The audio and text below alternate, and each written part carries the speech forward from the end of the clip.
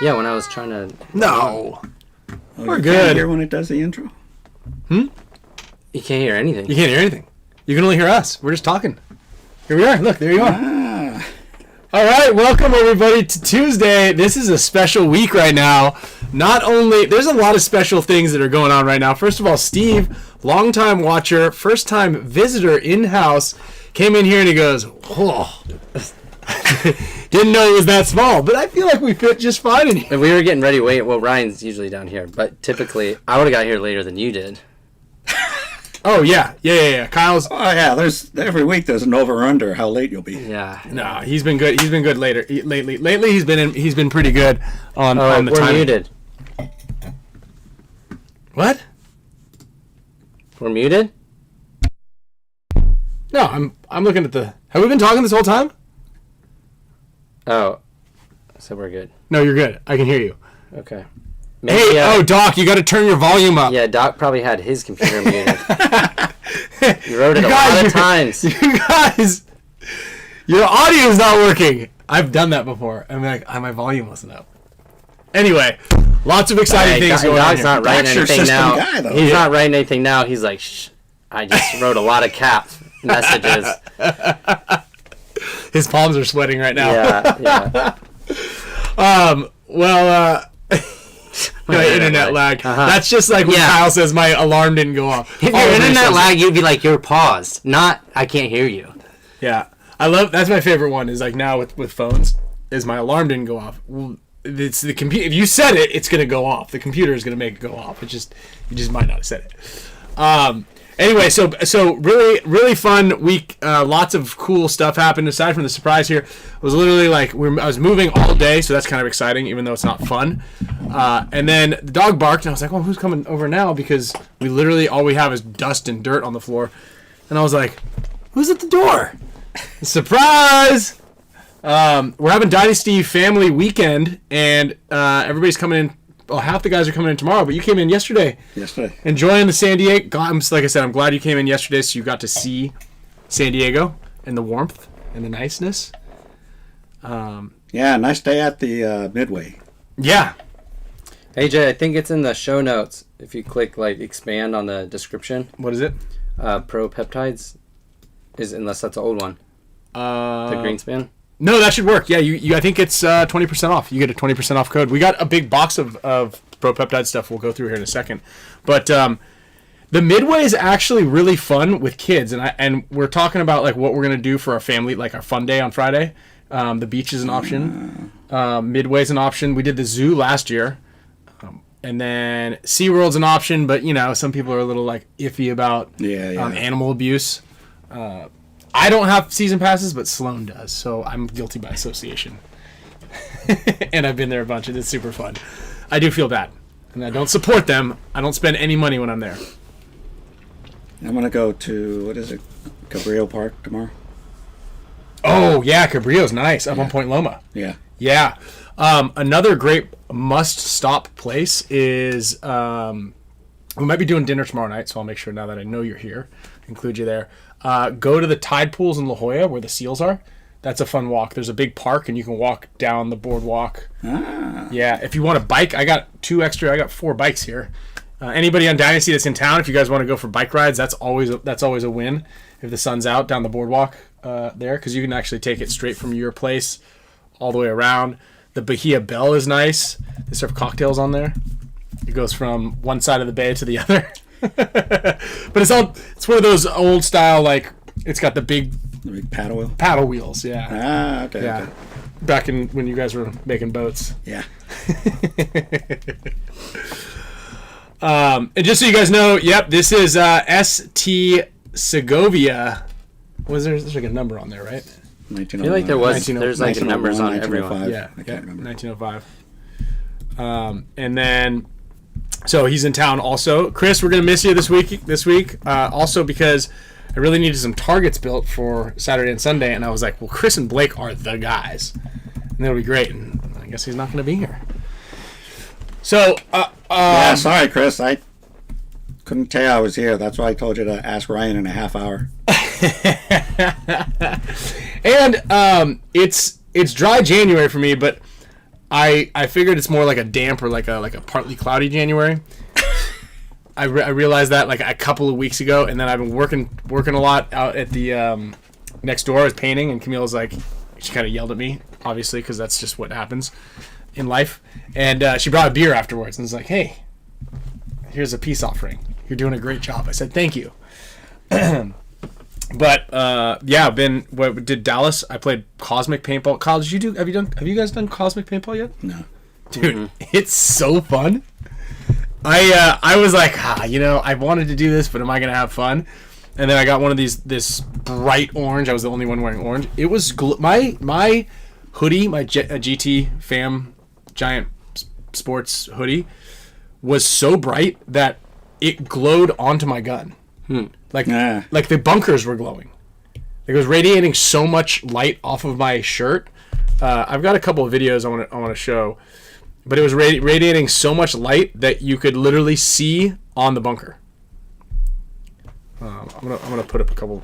I'll put up a couple of these videos, but I thought it was pretty killer. Let's see here. Put a couple of these up here. I gotta shoot this kid right here too. So, yeah. Kyle, what'd you do over the weekend? I flew to Vegas, actually.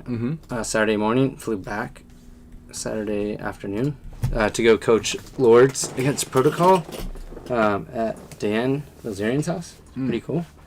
But I can't remember the last time I flew somewhere in one day and came back. How long the drive is? Oh, you came back the same day. Yeah, I flew out at like 6:30 in the morning and then flew back at 6 p.m. I'd say it's conservatively 5 hours. Yeah. I've been there in 4, like when you really want to get there. But also, if you hit traffic, it could be 6.5. Yes. On 15. Yeah. Yeah. But yeah, I've always wondered, like from San Fernando Valley, it's like 4.5-ish. And it's almost worth it to drive rather than fly with all that extra time you have. Checking in and stuff. Checking in, getting to the airport. I think a little closer. I've heard all of those. Ideas and comments about we should just drive. It's about the same thing because by the time you get to the airport, you got to get up an extra hour and fly every time. If it's gonna be, I know you like to drive. If it's gonna be even with 1 hour on either side, like it's a 4-hour drive, but like it'll take me 6 hours if I take a flight, I'm going to take the flight.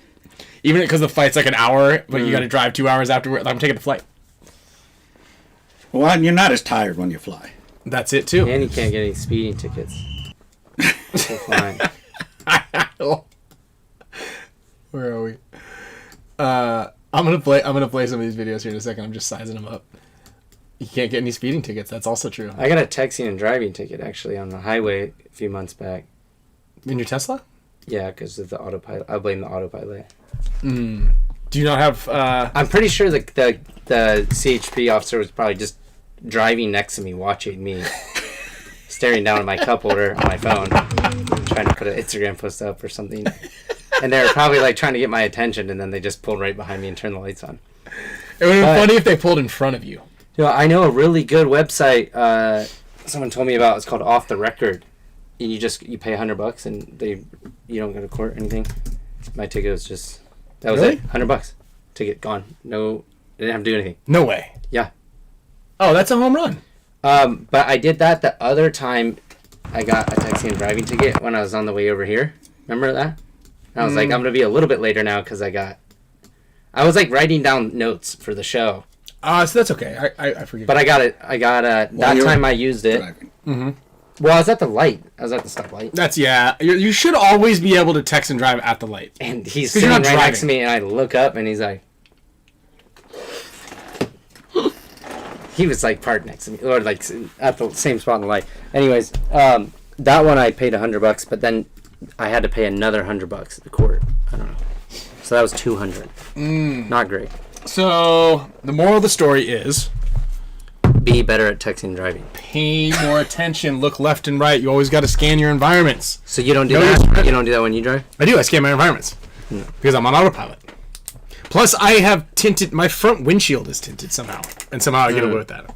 Yeah, I mean, you got your iPad on your. I've got the iPad on the desk, and I'm watching football or movies. I'm doing the whole thing. Crazy. It's happening. Elon's at the wheel, and I am not. I have to admit, I'm sorry. Like, I really want a pair of those glasses that look like they have eyes on them. Alex has them. Does he? Yeah. Text Alex right now, actually, and text Alex and Maddie the link because they're gonna jump in here. Alex too? Yeah. He said he's got a minute. He said he'll come in for a minute. Okay. Actually, I'm gonna put this right here. Oh, we gotta open this thing again. Hopefully, we don't. There's something about Vegas. My last ticket was actually with Chris Drake. Really? We left my brother's house. Mm-hmm. A little bit later than we should have when we were going up to the venue. Mm-hmm. And it was dark, so I didn't see there was construction going on and reduced speed than what it normally is. Oh, yeah. BS. Yeah. I didn't... Same Zoom link. The cop even asked me, well, didn't you see me? And I said, no, it was dark. Same Zoom link? Yeah, same Zoom link. There's no unsupervised self-driving, and I actually don't have the newest car. You have the newest car technology, but you have end-to-end autopilot. Like, you can just, from park, it'll pull out of the driveway. Yeah, mine doesn't. It has Mad Max mode, too. I know. Pretty crazy. I don't know what that's all about. Have you tried self-driving yet? No. Oh, I'm gonna drive you around. I'm gonna let the car drive you around. You might not want to go back, though. Because for the road trips, it's crazy. It really is. Like, it's insane. Does it have the space my 4Runner has? Cybertruck probably does. I think my car might. Really? Yeah. I mean, I have captain's chairs in the middle, so they don't fold down, but they got a lot of room. And then I've got a frunk. I always forget that I have that. I forgot about that. I've never used it. I always remember it's there. I forget to. I have like a backpack that has like. And I don't like that name too. I don't know if I want to use. Like, I gotta get stuff out of my fupa. I gotta get stuff out of my frunk. I'm not telling you. You've seen all the crap we take the cup, right? When my wife was with me. I know. You'd have to look. I don't know. We'd have to ask like a higher authority, like the internet, on what the. Sorry, Legna, if you logged on, I sent him the link. Don't know I was going to be on. Oops. Sorry. So also just in case some of you guys are like, what the hell are we even talking about here today? We've got Maddie Marshall's going to come on. We've got Alex FRAIGE also going to come on. But I want to take a minute here real quick, and I need to send a special thank you to Ferdinand from Medify Air and Team Philippines. So we're trying to get Team Philippines. We're working out a deal to get them an all-in sponsorship with JT, so we can make some really cool Team Philippines merch. The Philippines has got, like, I think one of the biggest following in paintball. I think they might be bigger than Dynasty, to be completely honest. I don't know if you've ever been to the field, but there's always a Team Philippines player at the field. So shout out to all you guys eating balut and also sending us all of the eating terrible things challenges. That comes from all of our friends from Philippines. The 1,000-year-old egg, the balut, all of that stuff. It's awful. But you guys are great, and Ferdinand and I have been talking a little bit. We're gonna do an event out in February of 2027. Oh, it seems like it's a long way away, but it comes faster than you think. We're gonna do a big event out in the Philippines, and yeah, we got a lot of cool things cooking up. So we've been he hooked me up, and we've been working with these. They're called Stoko pants. I don't know if you guys have heard these things. I don't know if anybody's been listening. STOKO. I got to show you these things, Kyle. I'm gonna wear them this weekend, and they're shorts, and they've got the BOA system little ratchets in them. Oh, you did show me this. Yeah, and they like kind of tighten on your body. But they're pretty cool. But I don't know. The jig is still up on them a little bit. But I do have a bunch of Medify Airs at the house, purifying. We use it as like the boys' sleep sound machine kind of thing to keep the air running tight. But I wanted to give out. There it is. Shout out to Philippines. Orlando, eating horrible things is the best part of the show. We need to do it again. We might have some old jelly beans that we can give to Steve and see if he wants to eat it. Let's see what we still have. Let's look at some of the Suntory whiskey, Steve. It's got a chance of rain this January. Yeah, there's the hot peanut brittle. There's all sorts of stuff on the eating terrible things challenges that we got to go. But I'm gonna take a minute here because while we wait for the guys to jump in, to kind of thank some sponsors. First of all, we'll open one of these boxes. Well, actually, here we'll start at the top here. Steve, you'll be the see what you think about the brand new Dynasty designs here with the new Dynasty logo. I know if you're in the Dynasty Champions Club, you've seen the new Dynasty logo. So open up that one. Yeah, it's like the future jersey. We've got a throwback one, and then we've got a couple others. We got a bunch of Dynasty jerseys that are coming out here. It's kind of like we think about you guys as like the Zoom. Oh, the Zoom? As like a focus group here. Aha, yep. And let me open this up here. Kyle, will you hold this one? And then let me get the Zoom thing going. So the one that Steve has is more of like the futuristic look, but you can kind of see the new Dynasty logo. It's like a reimagining. This one's really cool. I wore this one over the weekend. And then we're working on a jersey. Actually, I'm gonna get our guy in here real quick. Let's see the NECTR projector. Let's line this up here. Oh, I like that. Yeah, they're fun. I'm gonna jump over to the NECTR projector here. Actually, I'm gonna put Alex down here on the bottom. Okay, and then we're gonna go to the Zoom link. Built in. Yep, grab that one. Okay, admit.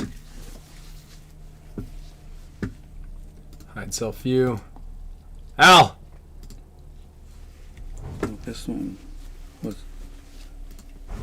Yeah, that's nice. Oh, I like this one.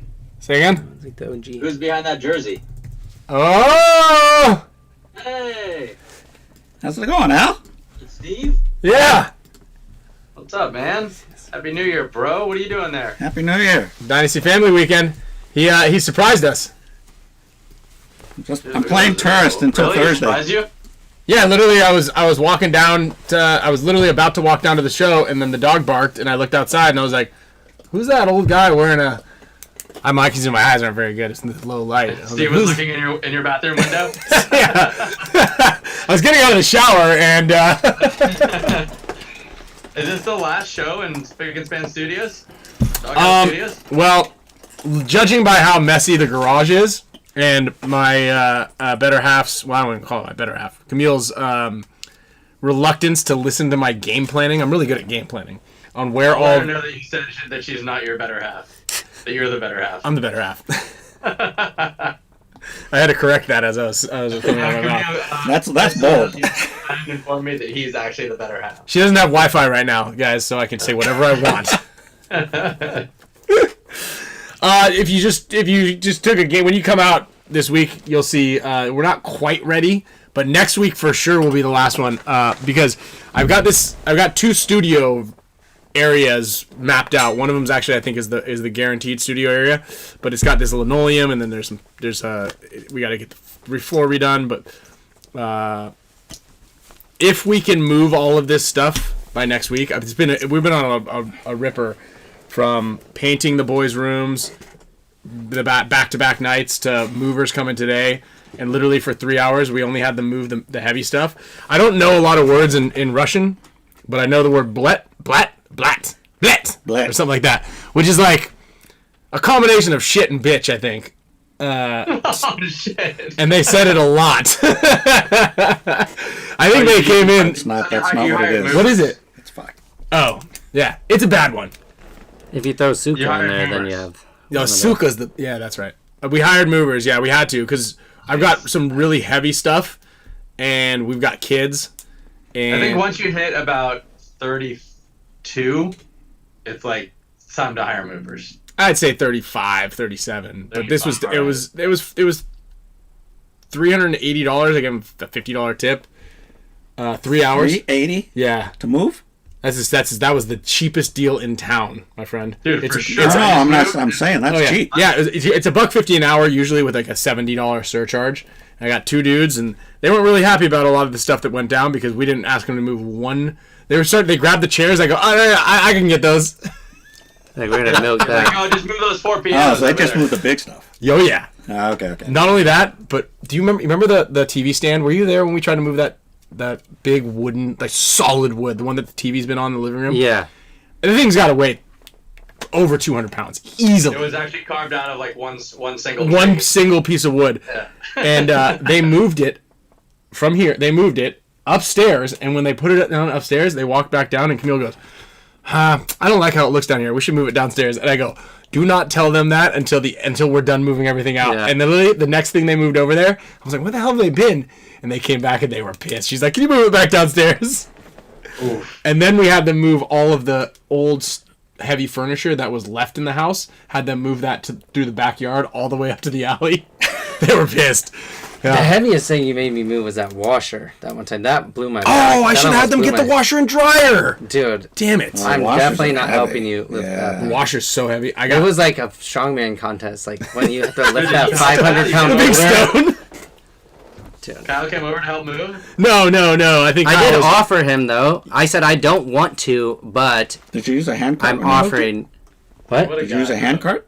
when you Love moved it? Kyle. Probably not. No, somebody backed up in here, and then we took it off the bed of a truck. I didn't know how heavy it was going to be. Yeah, Kyle didn't. I just want to preface this, everybody, that Kyle didn't help me move. Kyle lived with me when we had to get a new washing machine, and he helped me move the washing machine into the laundry room. Yeah, and It was that's... so heavy. They were just awkward and like, what's in there? That's heavy. Yeah. I tried to stop. I was like, we can't lift this. Yeah, in Orlando, that's actually, I'm really glad that Orlando, you brought that point up right there. The access to Saturday night's dinner and the Intel session on Thursday night is going to be one item that is left over from the house. So everybody's going to have to come down here. I'm not going to let you touch my surfboards. I'll ride the bikes over. But you can grab a box or something like that. That file cabinet's got to get up there. We've got a lot of things that need to be moved. All the bins with all the stuff. But if I turn this around... I don't even know. I mean, look at all this stuff that needs to go. We're in big trouble here, guys. Dude, you need a design. You need a set design for if you're setting up a new studio. Like, you can make it sweet. Yeah, you're going to be here this week, right? Yeah, we'll get like a custom fluorescent sign made. I got some ideas. All right. I like all of it. I like all of your ideas. Eddie! Wayne's World! Wayne's World! Party time! Excellent! What's up, boys? Look at this, dude. It's a party. Dude, what a treat. I know, right? Dude, I always feel more secure when Maddie's around. Hold me, eggs. Hey, eggs! Yeah, You're sure. not gonna die. Yeah. Not gonna die. At least not today. Not today, at least. Not today. Dude, so I was telling these guys earlier, prefacing the beginning of the show, was I played Cosmic Paintball this weekend. Oh, how was that? Dude, it was so fun. It was really fun. I was at Giant Party Sports out in Texas, and it was a really good time. I was thoroughly impressed with how, like, this is just cool, man. It's like the visceral experience. It's kind of like playing paintball for the first time again. Were you there when we played glow ball on the golf course with BC that time? No, but how'd you make the balls glow back then? So they had these hoppers that had little lights in them that charged up the paintballs. Okay. I think each had that. And then you put the paintballs in, and then you shoot them, and they come out glowing. So I thought you were there. We snuck onto this golf course. No, I don't like breaking the law like that. Unless he's texting and driving. In Newport Beach, and we played paintball out there. It was crazy. Grow the sport. Yeah, grow the sport. Hashtag grow the sport. Honestly, that's the type of thing that is such a unique experience because, I mean, one of the big issues we've had since time immemorial is the fact that you can't see the paintballs. And you can see the paintballs in glow ball, which is just magnificent as far as watching it and also apparently playing it. I haven't played it yet, but it seems dope. I'm watching a video of it that seems pretty awesome. So what a potentially revolutionary thing, you know? Yeah, and I think there are two different versions of it. There's the Cosmic, which is kind of the GI one, and then there's the Glow one. The Cosmic one uses the UV lights, so you kind of feel like you're in one of those bowling alleys or like a laser tag arena, so you can still kind of see. The Glow one, you have to have some sort of element to charge the paintball before it leaves your breach. So there's a bunch of different ideas. Yeah, and then there's the red light one, which I think is the glow ball in Maui. So I'm going out to Maui in like 2 weeks. You gonna be there? You talked about it. Maybe not anymore. It was this week or Oh, I see. Well, thanks for choosing this week. So I'm heading down there on Thursday to see you guys. Yeah, why not come out Wednesday night? What are we doing here? Yeah, maybe. I already booked my ticket. Dude, I know you can change it. Yeah, Yeah? I can. 42 years old, bro. I could change my ticket. I can do whatever I want. You're 43, actually. You'll be 44. 43. I'm 43. Yeah. Shit. Yeah, so Maddie, all the guys are going to be in town this week. I don't know what you're up to. You and the fam. Yeah, possibly down to hang out. Just depends on everyone's schedule. Mm-hmm. When are the festivities starting? I do believe I'm still to coach this weekend. I leave on Saturday night. So Where are you going to? Oh, up in Bakersfield? yeah. Okay. Well, we'll be at SC Village, San Diego, in Saturday and Sunday. We're going to be doing something, I think, probably Mission Beach. Weather, the weather's like taking a slight turn from 80 degrees to like 61. Yeah, so it's going to be a little Middle chilly. of January, man. I'll take it. Yeah. Bro, everyone that's not in California is rolling their eyes at you right now. Oh, 61 Yeah. for you guys. I mean, I'm just dripping sweat during this move. Yeah, the sun is going away. Yeah. Well, come back out on the weekend, I guess. Yeah. It might be a little drizzly, but we're not sure. So we're talking about doing like a little like a beach barbecue, possibly in Mission Beach on Friday. Thursday, everybody's kind of coming in Wednesday night and Thursday. So Thursday we don't really have a solid plan, but I know Yosha's flying in on Wednesday night. Kyle, Barry, Joe, Harry, ABJ will be here. ABJ's got back-to-back kid-friendly events. It's like he's hitting the ground going. Oh, and the Yarbers will be here on Wednesday. Straight to the zoo. Friday, Thursday's the other one. So everybody's taking a great advantage of what's going on here in San Diego. Come on, Maddie, bring the horseshoes out. A couple Coronas, a couple of laughs, just like old times. Just like old Yeah, times. we'll just pretend like it's 2001 all over again. California burrito. Brad's coming Thursday. That's the other one, actually, what we should do on Thursday. Maddie, have you been to La Perla, which is technically rated the #1 burrito spot in the U.S.? It's not in years, dude. It's one of those ones that, because you know how they have the ratings. I saw it was on the ratings as the #1. I feel like a lot of that is, Where is that one? I don't know, dude. There's one I at feel Point that Loma or we're Rosecrans kinda or splitting something. hairs on some of these burritos here, man. I feel It's like such bullshit. It's so subjective. I mean, one thing that's for sure is that Oscar's is the best tacos. Yes.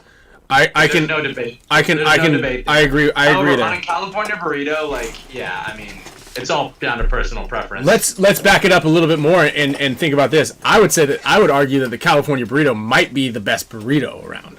That's just like, if you're gonna get a burrito and you put guacamole, French fries, and meat in the burrito, like, Surf and I Turf's agree with pretty that. good, I think California burrito is the best burrito. There you Now, go. Where is the best California burrito? You know, that's subjective. I mean, I could say my personal favorite ever was Ramiro's, which is now no longer there.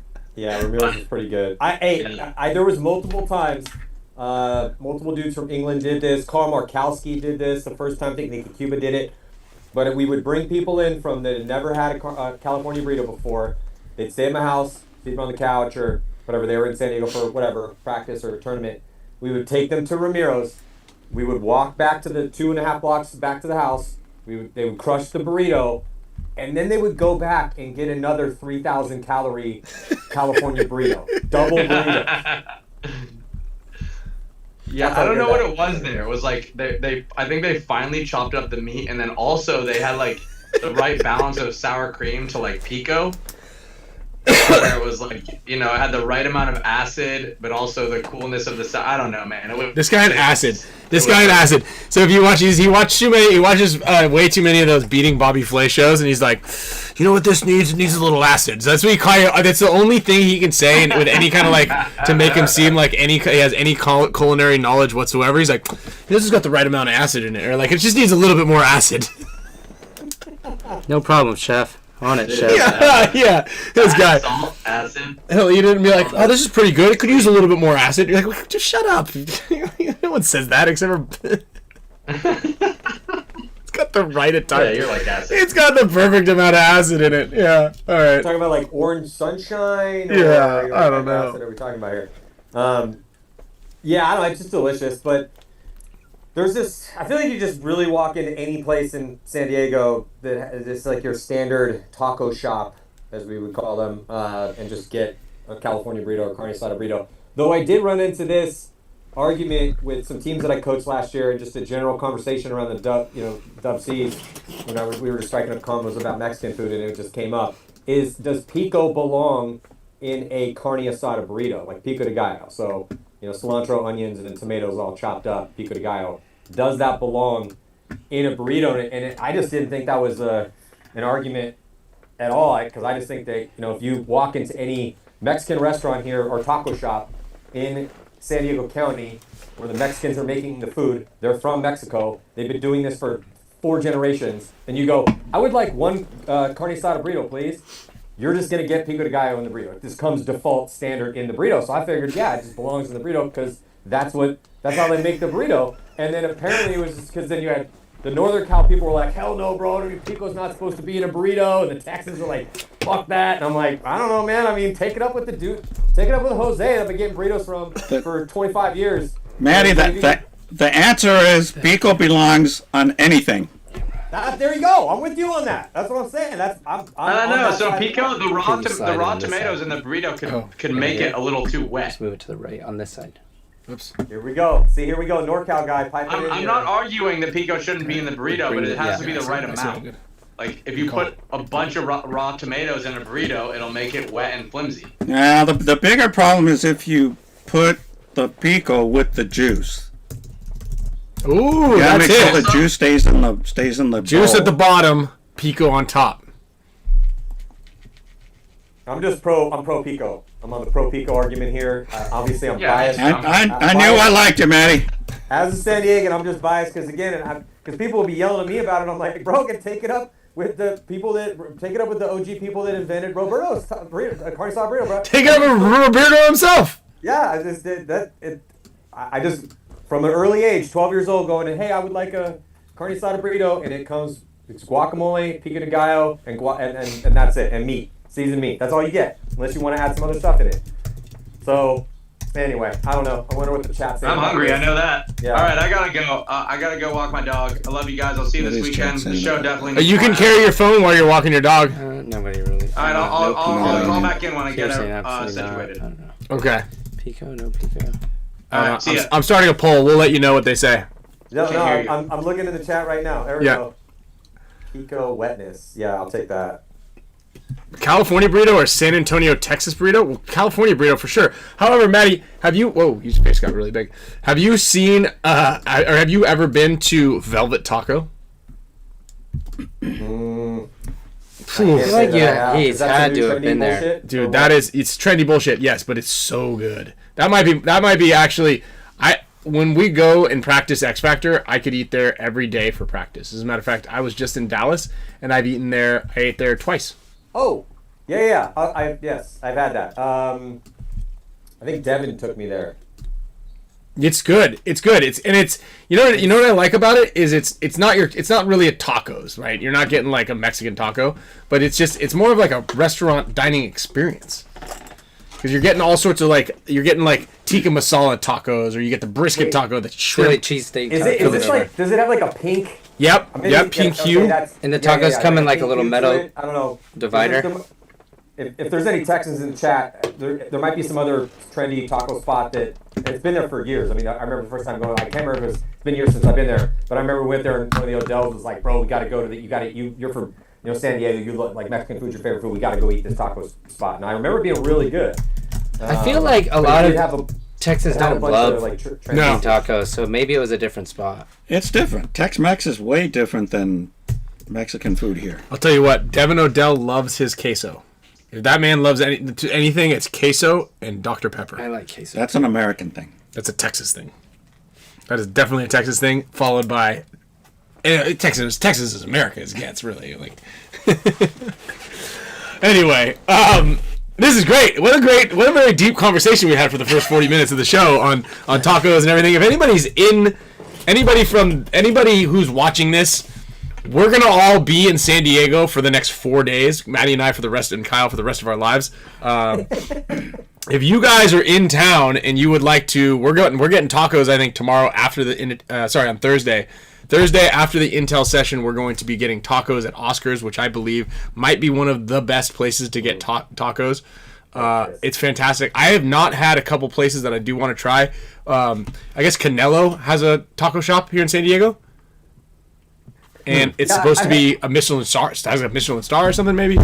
Oh, no. I want it. Oscars has definitely revamped its look inside. It looks very clean. I want to go eat at a taco shop that looks like it should have a C rating.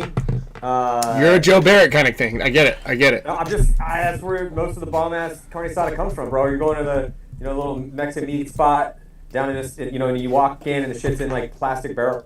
Like that's typically just historically is the best spots that I've had. But over time they've kind of revamped them. I don't know. We have more taco shops in San Diego County than we have Starbucks. But honestly, Oscars is cream of the crop, dude. It's fish typically, but their meat they have like a special way they season their meat. It's totally different than the way carne asada is typically done. But the story behind it is super cool because it was a food truck. Because the first one in San Diego opened up down the street from where we used to live. Right? Remember the Oscars in North PB? Mm-hmm. And then the guy that was there right when it opened, I remember David King O'Leary, roommate of ours, who managed bars, and he was like, "Bro, you gotta go eat this spot. It just opened. It's magnificent." Mm-hmm. And we went and ate there, and the guy that opened it up, he was the only guy working there. Yeah. And he told me the story. He's like, "Yeah, he's like half white, half Hispanic dude, and he did business in TJ and had businesses over here. And he's like, dude, I would just eat this food truck, and it was so good. So I basically bought into the business, and this is our first one we opened up here, and it is just." That's it. That was back when the tacos were like $3 a piece. Now they're $5 and change, $6, I think, maybe even $6.25. Yeah. Matt, did you hear that location on Turquoise Street? The landlord was like, "Hey, you guys can't re-sign," and then so he kicked him out, and then he basically like kept all the stuff there, and then just opened another place. He opened another taco shop. It was called like Oscar Osvaldo's Street Tacos or something. I mean, that's kind of how all the Birdos happened. It's like same logo, everything. He got like ripped off. But he got rid of them so that he could open his own and it'd be in the same place, and it's almost like it looks exactly the same. But it went under. It already went up. It already went out of business. They have another one next door to it too. Again, that was 2 taco shops there. I swear I drove by there like he got in trouble. Last time I was a bunch of people started giving him 1-star Yelp reviews because they realized like he was ripping them off. What? Oh, Ladanya. Yeah, Ladanya's good. My buddy owns that place. He kicked Oscars out, and then he had probably a whole secret plan to reopen and make it look like Oscars, so that it would still get the same hype, but people would go there and maybe not recognize that it's different ownership. Well, when I went to the Oscars that it was in, so there was 2 at PB, then 1, because I heard the whole story and read about it. And then when I went into the only Oscars in PB that's still there, down off Mission, right by the beach, and there's just stickers everywhere. It says boycott bootleg Oscars. Like the stickers are just everywhere. And I mean, I hadn't gone to the bootleg one, but I don't know. I mean, unless you get those recipes, because it's not a standard. The way they marinate their steak, because I remember like one of the guys that worked there, he was kind of getting a little pissed off. It was like way back in the day, and I'm about to start my own. I was like, well, what's the secret to your marinade? Your marinade's way different than all the other carne asada that we have in San Diego. And he's like, oh, it's Worcestershire sauce, and he gave me kind of like a basic recipe to it, which I should have written down. But anyway, it's just way different, bro. And they were kind of the first people that came up with that like chipotle crema, that pink sauce. Yeah, that's good. Kind of made a big come up here in San Diego. That's not the OG shit at all, because it was just standard red stuff, or you could get the orange shit from. Sorry, we're just totally. But I'm huge on Mexican food. So, but anyway, I could talk about Mexican food for the next hour and a half if you guys really wanted to. But anyway. Well, as much as everybody would love to, you can find Maddie on any social media channel if you guys are in San Diego and you would like a recommendation on which taco shop to eat at, or if you'd like to buy this man some tacos. I think that's exactly how you get a hold of Maddie really quick. I'd love to buy you some tacos, sir. No, I think I need to open up. I need to do like a tour. Like if you're a tourist in San Diego, you have to pay me a premium, but I'll pick you up and I'll take you to La Perla. We'll go to the first Roberto's. We'll go to Oscars. Yep. And we'll just kind of do like. We'll chat about whatever you want. San Diego as we eat. You gotta eat 10,000 calories of taco shop in a day. You got a taco trail like Kentucky has a bourbon trail?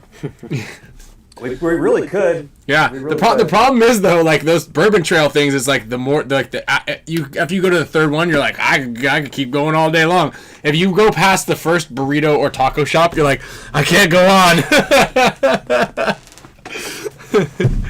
So, Maddie, let's pivot a little bit here into the season and kind of what you're looking forward to with kind of some rule changes, what you're looking forward to with some of the teams and some of the moves and the revamps and just it's a pretty exciting season, preseason. Yeah, I mean, you could ask me a specific like what I'm most excited about, or I don't know. I was actually I saw somebody had reposted that replay where Infamous was playing AC Diesel and Zach Patient and Mouse have a good old standoff in the snake, and Clint is just pumping. And it's all in slow-mo, and it's got Big Exo plug. Bitch, I'm from Texas playing, and it's just a fucking epic replay, dude. And Zach Patient is sitting there just taking like 40 fucking shots to the back of his, in between his shoulder blades, and he's just standing there like Colossus or the Thing or the Hulk, just eating those shots like an anvil eats hammer blows, bro. Like not even flinching. Not even moving. I was just like, dude, let's go, 2026. And so I had sent that to the posted it, and I was like, bro, this is getting me hyped for the season. And Patient hit me back up, ZP, and he's like, bro, it seems like 5 years ago. And I'm like, dude, that got me hyped for the season. So props to Zach Patient for being a tough son of a bitch. Yeah, that was heavy. That was pretty sick. What do you think about this Hurricanes team and what they're doing, cooking up over there? I'm pretty excited. They're kind of coming in swinging on multiple levels. Getting Fedorov and training ground, and the owners buying into companies and getting contract killer, which I've always loved. What Chris Corsino has been done over there for years, and Mac Dev has been in the mix throughout the years, and now getting some capital to where, I think this is great. So I anytime I see like a paintball patron like that come in and want to buy in, that loves the game, and put his money where his mouth is, and that team has a solid core. I mean, if you look at Hurricanes losing Mike Bianca and losing some bodies, and last season, I am very excited to see what the Hurricanes are going to bring, and looking forward to kind of catching up with the brain trust of that squad and getting a little bit more info, see how like everything is shaping up as far as, because how it is, man. It's like guys get together, have the off season go for everyone personally. Who's going to super commit this year? Obviously, they're paying Fedorov to come in. Fedorov had an outstanding year last year as the tip of the spear for the Tauntauns on the Dorito side. He's unarguable, and he seems to be pretty motivated. I think this could be. It was interesting because he's the type of guy that, and the type of player that when he's motivated and he wants to get out there, because he plays such a creative brand of paintball, and you kind of let him off the leash a little bit. So I'm just wondering how that style is going to work with them. But I think it's going to work nicely because a lot of those guys have a pretty. There's some punch on that team, and there's some. I like the way they finish. They had some guys like Bell specifically had some beautiful finish. I just think that having a Fedorov punching and a couple other guys that like to punch on that squad. And as long as they kind of keep that core that they had last year into going into this year, which it looks like they are for the most part, I think the Hurricanes are going to be exciting to watch. So, is this going to be enough? Because they were, they were making some Sundays and flirting with some decent performances. And I mean, what is a decent performance? That's a pretty subjective thing. Because if you're just kind of depending on, obviously you're going to ask any pro that's on a top 10 team, and they're going to tell you, yeah, man, if we're not winning the tournament, then it's a complete disaster. That's the mindset you want to have, right? So I'm wondering if they're kind of thinking, hey, let's just come out right away, and we're expecting to win. I'm really kind of wondering, I'm looking forward to kind of checking in behind the scenes with the Hurricanes and seeing where their headspace is at right now. Are they coming into 2026 being like, we're winning the fucking first event? Like, that's what's happening. They're shooting the moon right out the gate.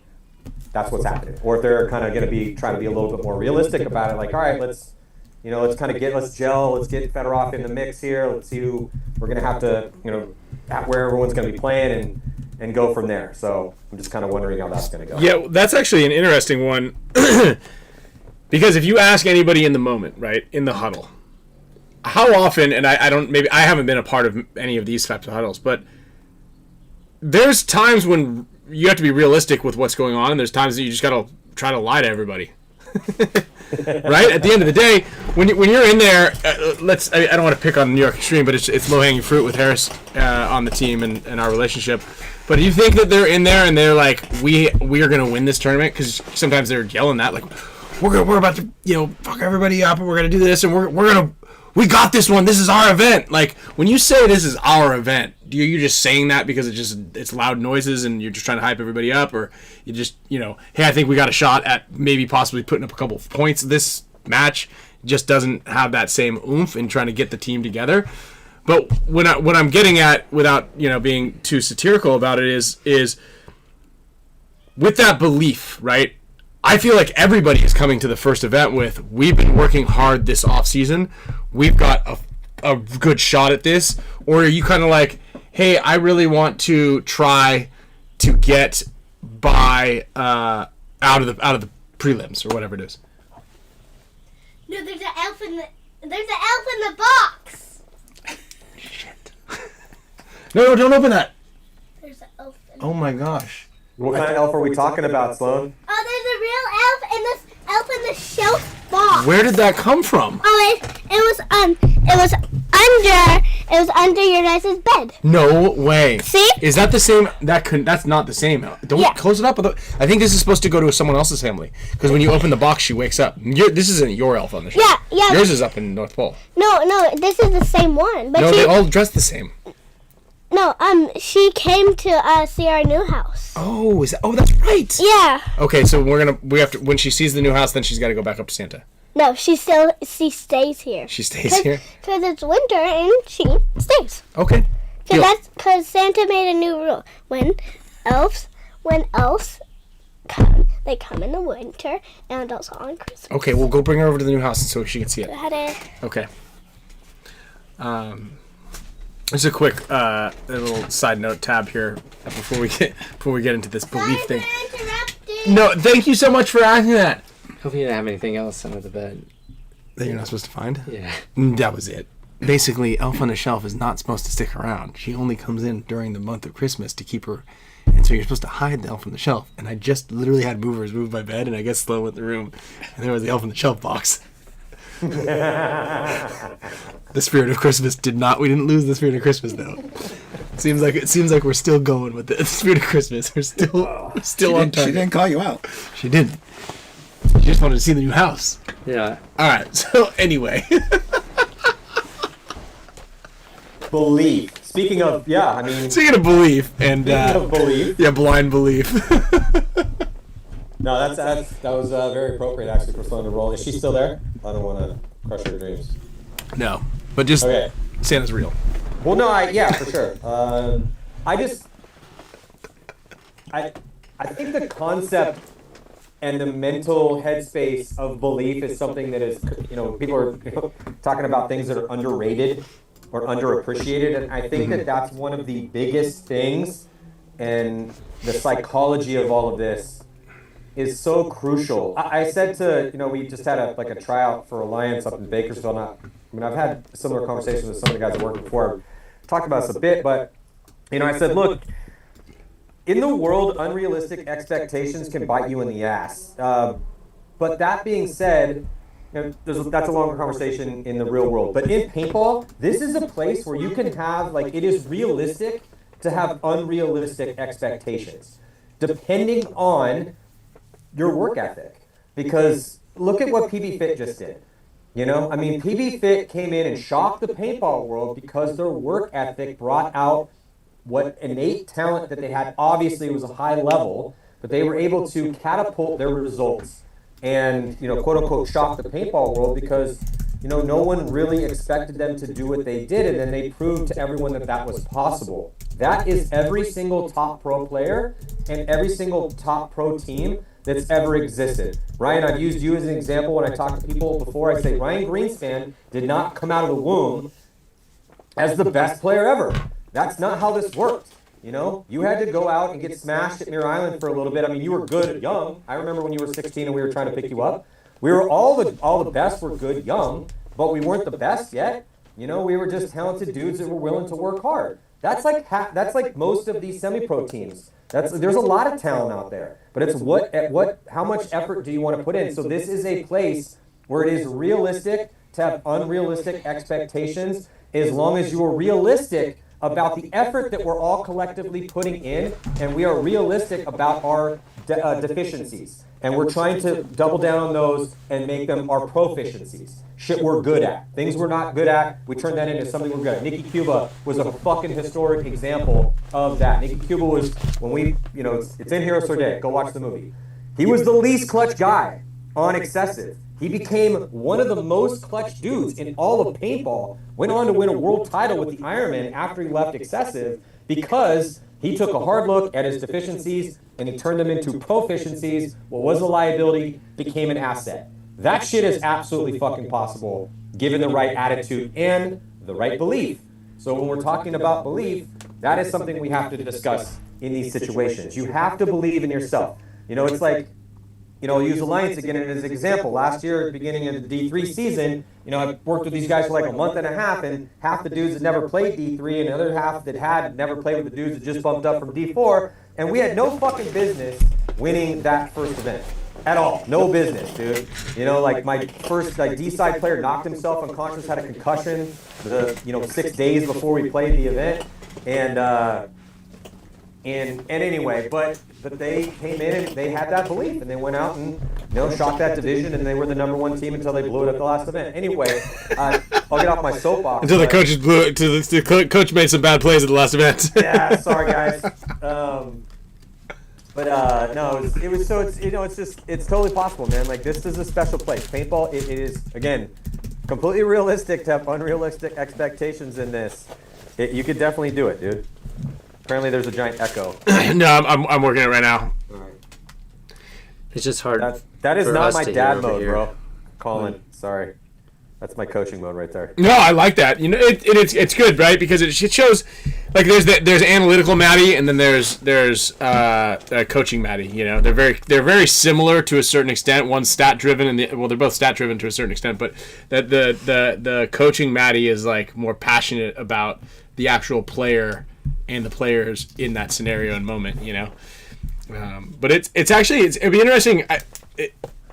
You would make a really good coach, because of not just the amount of paintball that you've watched, but like the ability to deduce that statistical analysis there. I think it's great. Well, I think that, again, you guys all coach, and, Spick, I'm looking forward to seeing, talking about exciting shit. I'm excited to see Dynasty play, not just because you guys are my boys, but I think it's objectively an interesting story again this year for you guys. So that's going to be fun. But I think that, because you both do this, and I think that a good coach, you have to be motivational, but you also have to have a tactical base and a strategic, broad conception and understanding of what we're trying to achieve. And then as much as you can, try to bring some sort of empirical knowledge into that and sprinkle that in as well, too. And then the higher up that you go, the more important that mix becomes. So I just think those are, there's a lot to that, but that's essentially the secret sauce that it takes. Because because you'll see some coaches that aren't as motivational, and they're a little bit more X's and O's. And I feel that, and that's okay, but then somebody has to be, you need to kind of have that. I mean, that's one of the things that Dynasty's always had. There's always been that spark of emotion that's there to combine with the tactical mastery and the strategic, mastery and understanding of what is required at an objective level to be elite at this game. But also somebody has to be able to look another dude in the eye and tell his boy, hey, can you fucking stop dying out of the back corner, bro? Get out there and stay alive, and look him in the eye, grab him by the scruff of his neck, and be like, let's go win this tournament. That has to be a part of it too, dude. So if you can get that out of the coach, awesome. You get that out of your star player, cool. Your captain, your whatever. Like, there has to be like that gravity of personality that can come in those situations when you're trying to, summon the tip of the spear of your spirit to go and contend and try to crush everyone else's dreams in these divisions. Whatever fucking division it is. Yeah, and Colt chimed in based on Colt Lukausen here also watching, and you said truly believing in yourself and your squad versus just saying it is completely different. And I think I completely agree with that also, but I do believe there's a blurred line in there where what is it? Well, Kyle Breath said something about the truth.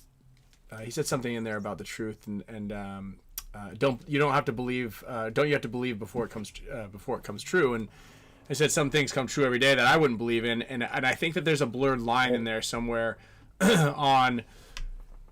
Because a lot of people can believe in themselves and to just kind of still fall flat or fall. It's got that collectiveness, and I think there's a sprinkle of a little bit of everything, because working hard is one thing, everybody buying into the system is one thing, everybody believing is one thing, because I think doubt will kill. I think we can all agree that no matter how often you practice and how hard you try and how good you are, if everybody doubts themselves or doubts the plan or doubts the guy next to them, then that is the recipe for failure. But with everybody, and I think that has a stronger effect negatively than believing in the guys next to you does positively, if that makes sense. And I don't know if that was explained well, but you absolutely have to buy into it, and saying it is not true, but it's kind of I mean, I think 9 times out of 10 though, everyone says it and maybe even believes it, but I think it's bullshit, because you're not, if you're truly honest with yourself, there is doubt. Doubt's a part of it. Right? Like, I doubt every time. That doesn't mean I don't think I can win. Yeah. Right? Because doubt is like, you got to think, what can happen? How can I get beat here? There's always a weakness. So what is knowing you have a weakness? That's doubt in a way. So I don't know, man. I feel like guys that are like, I did all the work. We put in the work. We deserve to win. We deserve to be here. There's all this and all that, and we have blind faith in that we are the best and we're gonna win. Like, that's bullshit. Why? I mean, I 100% agree with you that, first of all, no one deserves anything. That's not how this shit works, and especially in paintball, dude. You got to go take it from somebody else. That's how this works. No one deserves anything. It doesn't matter. You could have played paintball 7 days a week from the entire time and worked way harder than everyone else, but if somebody goes out there and shoots you, then they were the ones that earned it. This deserving has nothing to do with this.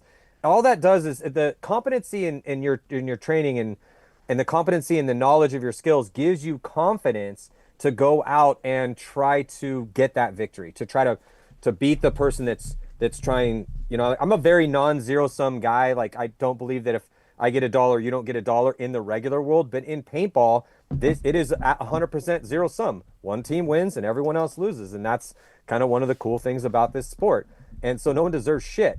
So, but a lot of it does have to. The belief is a big part of it, right? And the 100% doubt, all of it. That's what makes it. Yeah, and what Colt said, and what Colt said is true, because that guy lived it, right? Like, he understands what it means to have a team of people that everybody else didn't think could do it, right?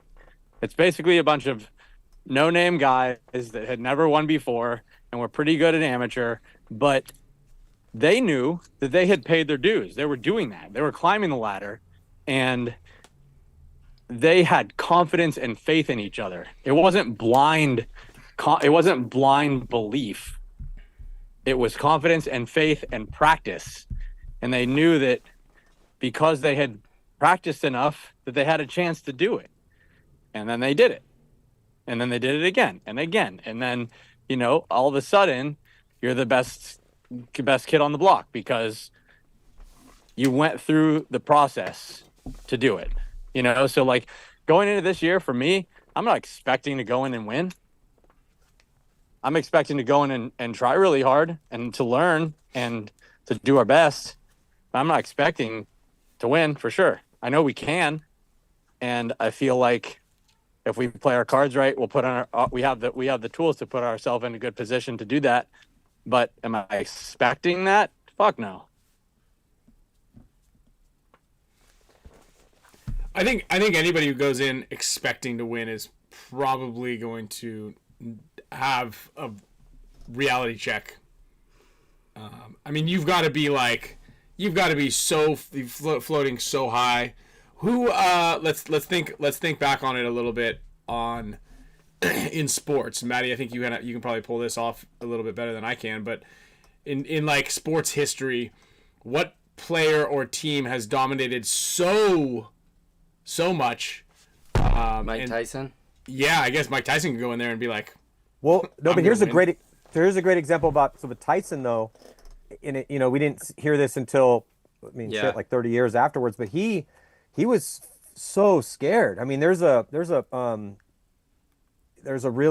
scared of a couple things. One, he was scared of the person that he had to become to destroy other men. He was scared of what that was. Nice poop there. It's a good pickup, dude. Way to do your civic duty. Good on you. He was scared of the beast that he had to become, and then he was also scared of the actual fight itself. And there's a video that was kind of cut up to him kind of walking out, and as he's discussing, as he's like, I walk out and all the lights, and I'm sitting there and I'm trying to, and he's like literally taking his fist and he's talking about, he's like, I'm trying to push my knuckles through the fabric and get them as close as I can, because I have to destroy this man. I have to let the demon out, and he's just, as he's kind of talking through stream of consciousness, him walking out there, but it involved a lot of fear. And he was, his life got really screwed up because of the demon he had to become in order to be that person. It's a little bit different, but as far as most dominant people in their sports ever, I mean, the run that Tiger Woods had when he was on fire, if you just want to do yourself, like if you're a sports fan, go and do a treat is just go look at just Google insane Tiger Woods statistics. It is unbelievable how dominant he was during that time frame. I mean, it was unarguably the best run that any golfer's ever had, as far as utter dominance is concerned. But I've listened to him kind of talk through how he approached things, but he was super confident about winning. But a lot of it was about, shot by shot, because he had to stay in the moment and take each shot in order and try to execute that shot as perfectly as he could.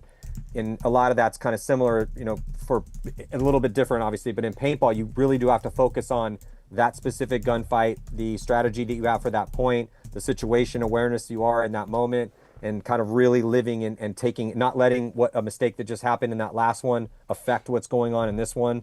So, but I do think that, I know everyone kind of treats it a little bit differently, but I will say, Matt, like there was a point like in the early mid-aughts where I did think we were going to win every time. Because I was like, we are the best. Like the excessive years, although there was a competitive edge that existed in me that is, like you're saying, was probably rooted in fear that doesn't exist anymore in me. Like it just doesn't, Because you're not competitive or you're not afraid of anything. No, it's just different. My motivations aren't the same. Like for me, it's not like, I want to win and I want to go to the tournament and do my best to win, but I'm not like, it's a failure if we lose. If we don't, I'm not going in there going like, if we don't get first place, it's a failure. That's not where my mind is at.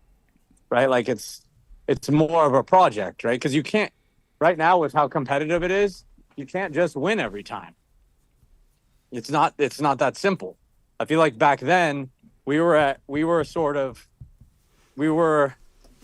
a groundbreaking place as the sport and the way the game was played was evolving. We were on the forefront of that, and we were writing the book on how the game is going to get played in the future, right? Like we went to Europe and we like all ran and shot to our bunkers and shot 3 guys on the break, and they're like, dude, you can't do that. You can't run and shoot to your bunkers.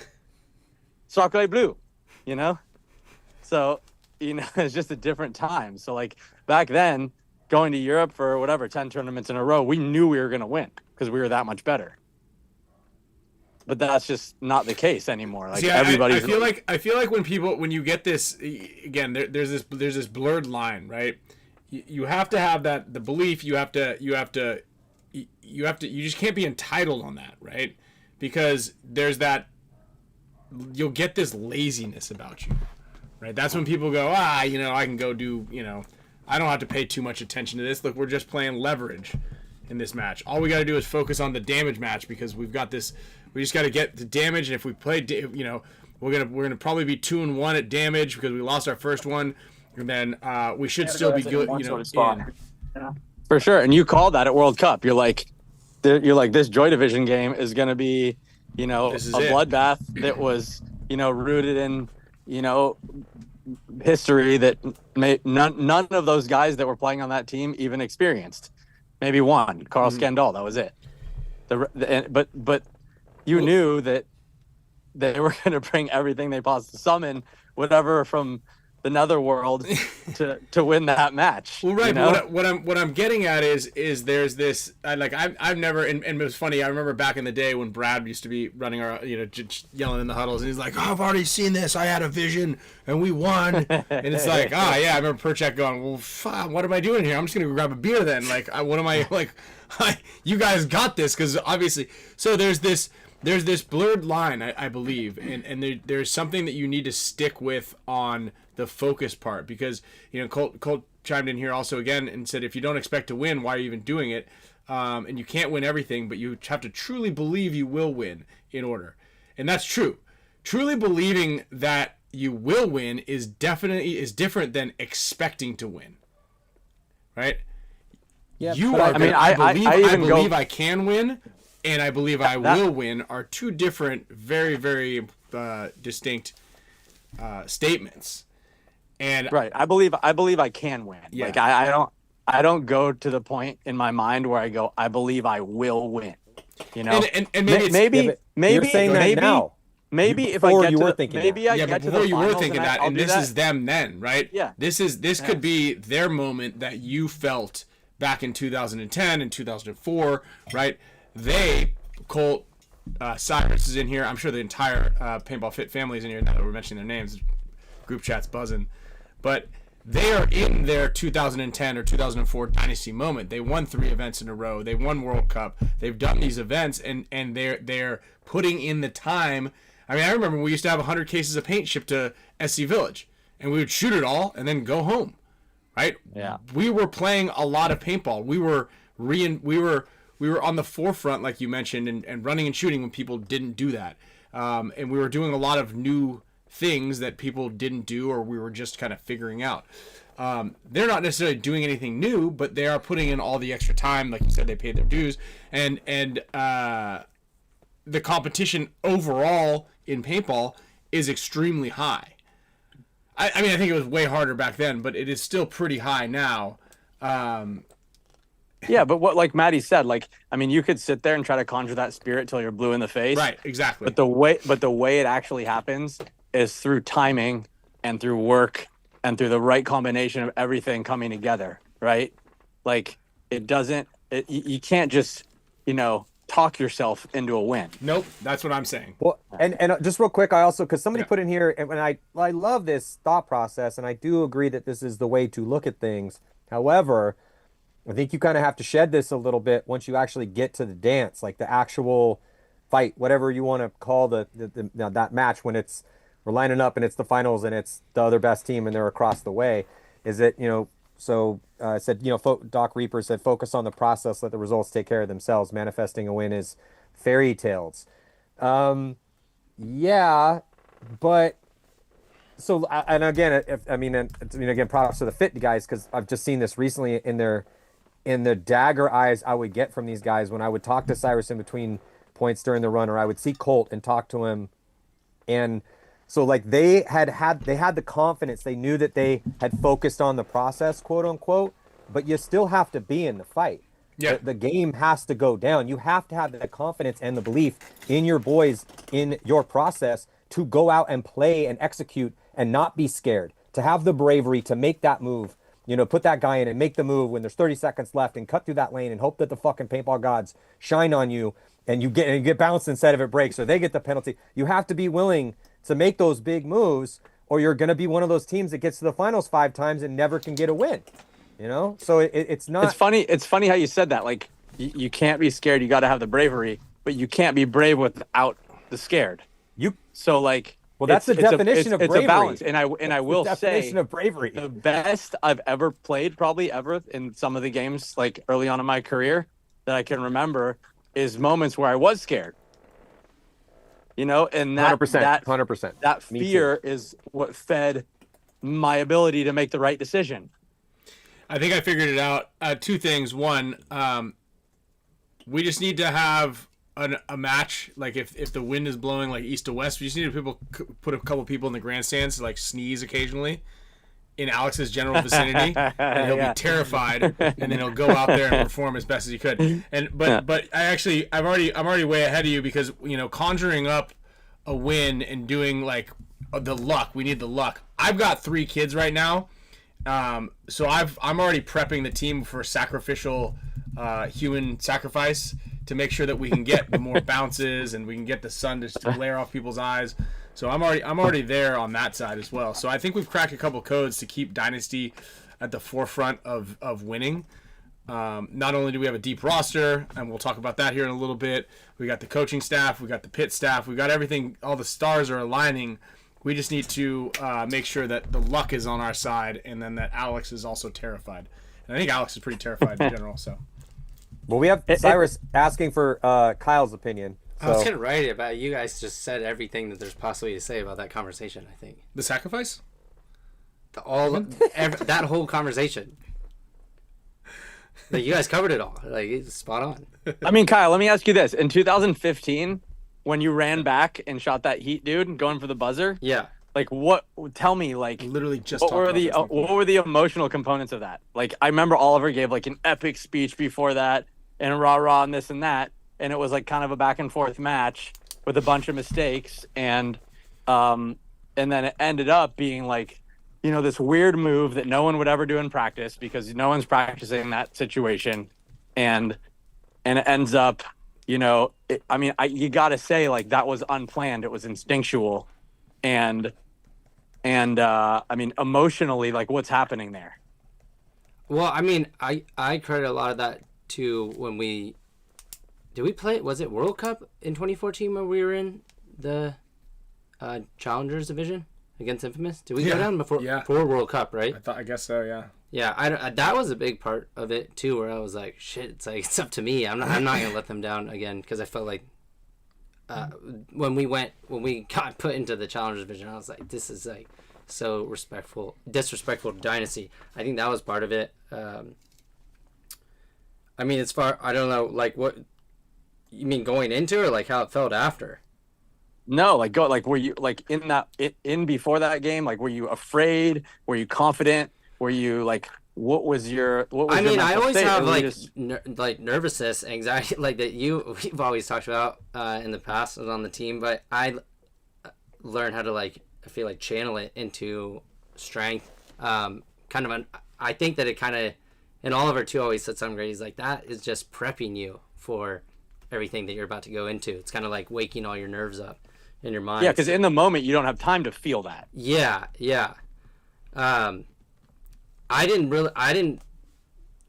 know. It's hard to say. I don't think I felt nervous. I was just like, man, we're here. Like, just do your job. And then, I mean, there it came down to that moment, which is something that I didn't have to do in the entire tournament or match.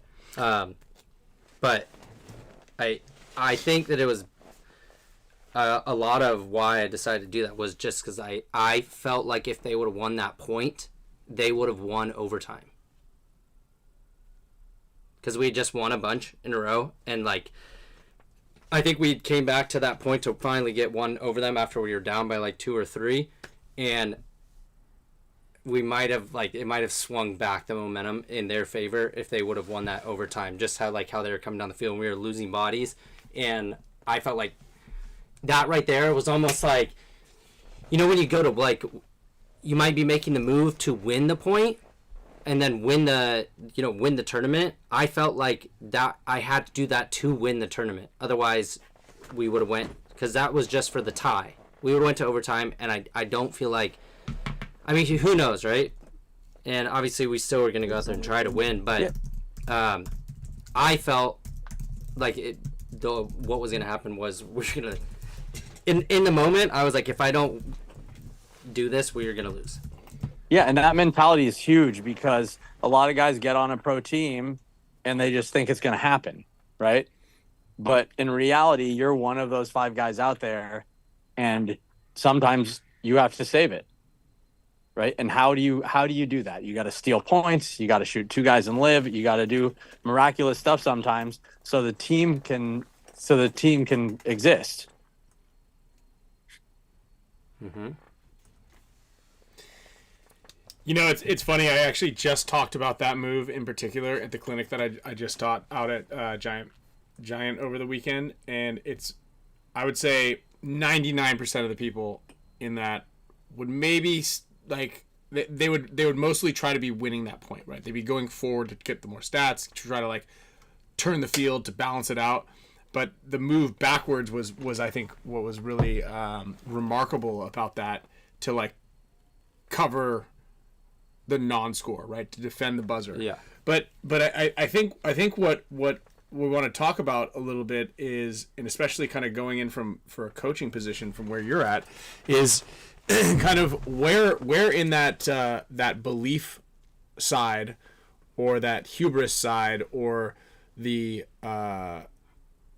what do you need to instill upon your players in order to give them the belief and the confidence that they're going to go on without giving them overconfidence or not looking people in the eye and lying to them? You know, because that's a big one, right? From a coaching perspective, is like, we've got this, knowing full well that they do not, right? Like, What? like, how do you lie to your guys? But I mean, again, like I said, there's a blurred line there, and this is, again, there's a difference between when Dynasty and Oliver are yelling to each other, or Colt and the PB Fit guys, or Harris, and those guys, or anybody who's punching up, because there's got to be belief. When Leverage beat us, again, they were saying stuff like they're not going to lie to each other. They've got to have belief that they're going to do that, because it can win. It can happen. It's anybody's game, and there is the moment where there's a tipping point. But you, from a coaching brief, both from a World Cup winning perspective, where you've received that information as a coach, who you've given that information to people, and now coaching us as well, and being like, again, I've heard you discuss with me about how confident you are over the game planning and the stats and all this stuff, and just kind of like what we're supposed to do. But we've got to figure out where that blurred line is. But what do you think in your perspective on that side? As far as motivating the guys? But yeah, motivation and just talking about it. Just put, because I coach him on the Lords. Yeah. Sonny. He doesn't lie. I am pretty straight up with like even the TJ guys that did extremely well this year. They don't always at practice. They don't work that like. So, right now, again, it's easy to have belief when you have confidence.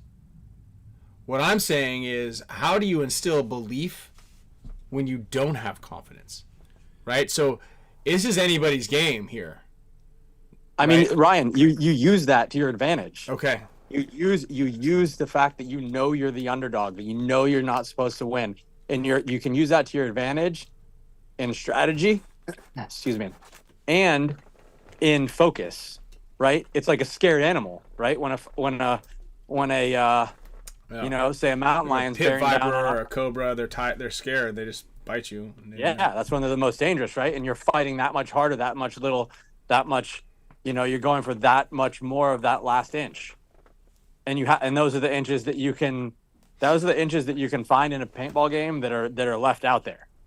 You know, because I mean, how many times have you come off going like, oh, if I would have, gone a little harder into that bunker, or if I would have stayed out a little 1 second less, or I would have made this move 1 second earlier.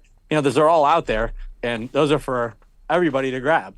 So, I mean, well, you can definitely use, and you don't want to play that team. You don't want to play NYX when they're 0-3 and they're about to play you the last game of the prelims, and they're you don't know what the fuck's gonna happen. Well, it kind of goes back to we talked about this at the outset of it, this is the type of sport that it is realistic to have unrealistic expectations, because you just never know what's going to happen sometimes. And also, look what just happened with the national championship yesterday. The quarterback for Indiana never won a national championship. The team was dog shit a couple years ago. The guy that had this heroic run to score a touchdown couldn't even get a walk-on tryout at Miami. He grew up in Florida, idolizing Miami. He wanted to go play for Miami. So it's kind of one of those situations that and it's one of those kind of literary cliches, but no one knows what lives in the heart of another man, what another person is willing to do, what they are capable of. And so when you're coming up the ranks, you kind of have to shoot the moon for a little bit and just see what's possible. And that you have to have belief there. Again, proper preparation with incremental improvements over time to give you some sort of competitive advantage, or at least equality when you're heading into those situations, is crucial. But you really have to be willing to put your chips down and be like, all right, dude, we're doing it. Hold on. Yes, son. I think too, going back to that, Ryan, after thinking about it for a little bit, a lot of times too, if that's the case, I really paint the picture, and not just of how it's going to be executed, how it's going to be done, but how they're going to feel afterwards. Like how when you get over that hump or beat these guys, or like you're playing say a elite snake guy, whatever division, and you're not anywhere near compared. I'm like, well, this is how you lure him in, right? And this is how you beat him, and then imagine how he's gonna feel after you beat him. Like painting the whole picture, we're gonna win. I think part of that too also brings that dog out of them, like brings that, levels them up, and kind of unlocks them. Kind of explaining the end goal, like this, this is how you're gonna feel after you overcome this obstacle right here, like in this time. And I think let me ask you, Kyle, like going into that season or the multiple seasons with Diesel, where you like built this kind of powerhouse team, and on paper, you're gonna crush, but things aren't going expected. Now, what are you guys telling each other, and what are you believing? Like, what becomes the reality? I don't ever think there was any doubt. I just felt like there was just like some weird energy that we felt like was stagnant, and we were like kind of obviously trying to do things a little bit differently, but in hopes that we just needed like to shake it. Like we're catching some bad luck along with it. I mean, that's longer conversation because there were so many different variations of it. But it's I don't know. I don't remember us ever, like, there was never in my mind, or I'm like, well, we're just gonna go to this tournament and the same thing's gonna happen. I was always like, oh, it's gonna change, like this tournament. Oh, we lost that match. Well, we're not gonna have that. I think it was excuse ridden. I think you guys were laden with excuses because you had overconfidence going into everything because we built a super team. Dude, nobody had overconfidence. Everyone says that. No, really? No, we That's didn't. what it looked like on the outside. Dude, maybe like the first tournament, but then we got humbled. Mm-hmm. And then, like, I promise you, we didn't have over. We probably needed some more. Into an excuse laden thing, right? And Matty will kind of aid in that too. It's like, oh, this is a rebuilding time, It's like the team is rebuilding. It takes some time to gel, and that was kind of the excuse for the first whole year. It's like, that was the excuse that everyone else gave us. Oh yeah, we didn't give ourselves that. Like, I don't think. Yeah, I mean, maybe it takes 2 years, but I like the people that we have. We should be doing that. I mean, that's kind of why I took a step back, and I was like, maybe I can help on the back end, help other guys play better, because I don't think they were getting like a lot of good direction. And there was, I mean, I think we could all agree, a bunch of those tournaments, there was like inches left on the table that made the difference. I mean, I think you went 0-4 one tournament, and they were all 1 point losses. Games. Yeah. Well, I had Mark Johnson on my show on Major League Paintball Plus, and we talked for a while, and he kind of talked about the difficulty of the, what you call it, gelling, or the vibes, or just trying to get all these people that are alphas on the same page. And when a lot of it, again, when you do have a ton of pressure, and Mark's spending a shit ton of money, and he was pretty honest about some of these things. You guys can all go listen to it, but I don't want to speak for him, but he essentially was talking about how there is pressure there. I mean, you want to give it time, but because I asked him, like, well, why did you go through so many coaches? Why did you make these moves? And he's like, well, yeah, man, I mean, like, time's of the essence. I'm trying to put the winning formula out there and listen to everybody, but also, try to listen to, because this guy's going to say this and this guy's going to say that. And you got all these cooks in the kitchen type situation, but it's just so difficult when this is what, like, because, and Alex, you had talked about this earlier. It's incredibly difficult to win tournaments right now. It does make Dynasty's run since 2020 that much more amazing. And also Fit's recent run so spectacular, in addition to how good Legion's been and Damage and Impact winning a tournament, and all the teams that have won tournaments, and hasn't been a lot of them, past 5 years. It's really, really, really difficult to win pro paintball tournaments right now. I'm heading into 2026. That is a question though. Are we going to retain the parity? Are we going to head back to a little bit more kind of a stratified nature of the pro league with the 20 teams? Where there's a kind of a little bit less parity in that. I don't know. There has been a lot of turnover, but as far as what you're saying, I understand what you're saying, Kyle, and I totally see your perspective as well, Ryan. But and then again, everyone can go listen to Mark Johnson's discuss it. We talked for like an hour and a half about this and how hard it was to get that elusive win. It's just really difficult to get a lot of alphas on the same page, and it's one of those situations. I feel, maybe Kyle, I would ask you this. It kind of magnifies mistakes. It makes that a little bit more difficult to manage when you're kind of going forward, and then because there's like almost like a microscope on certain mistakes that sometimes can blow things up instead of you just let it go. Fuck it, man. Like it didn't work out. Now all of a sudden we're just dialing in. We got the microscope in, and we got a conference call about these like like Alex said, these tiny little things that could have gone here or there, and all of a sudden we're fucking down in at the bottom of the barrel again, and Jesus Christ, it's the end of the world, when instead of just being like, whatever, dude.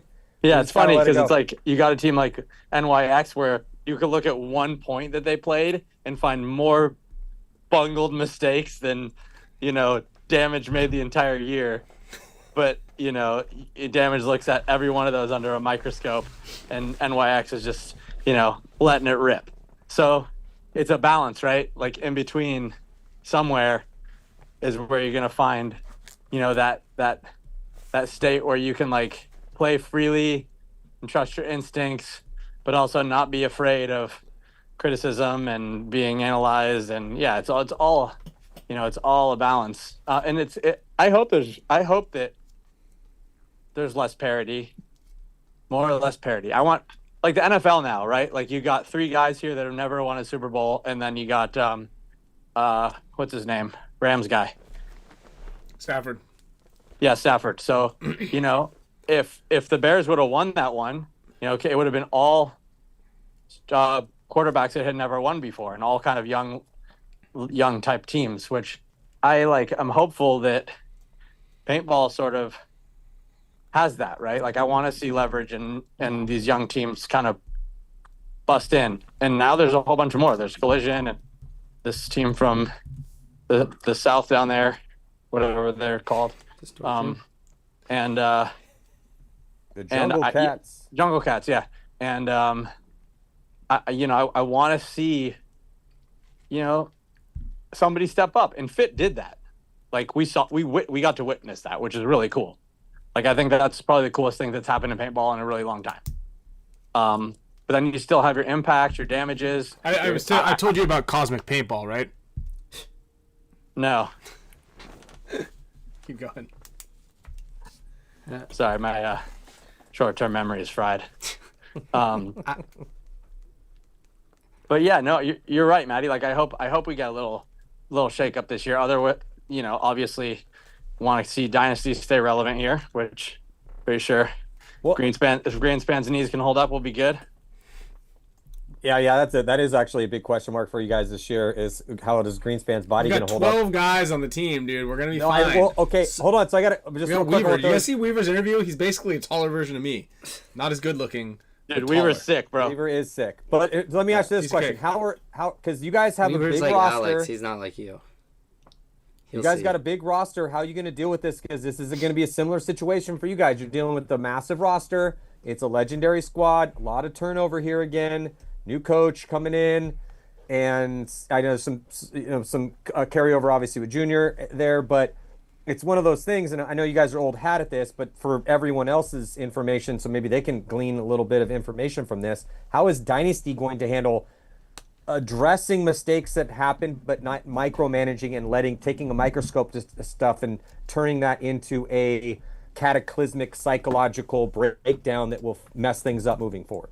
Well, it's easy, dude. me, Ryan, and Yosh are allowed unlimited mistakes, and we can big league our way onto the field whenever we want, and everybody else gets one mistake, and that's it. Yeah. I don't ever even like. That's That not even tracks. how I coach. that sounds I right. feel like if mistakes are happening or if communication sucks, I'm not even like, you guys need to communicate more. It's like something. I'm not giving the intel enough. Like that. So I don't know. I don't really ever worry about that because it's paintball. You get shot. Like you make mistakes here and there, but it's like I think a lot of that stuff, everything, all the concepts that you teach, you really just need to make someone actually value it, and then they're gonna do it.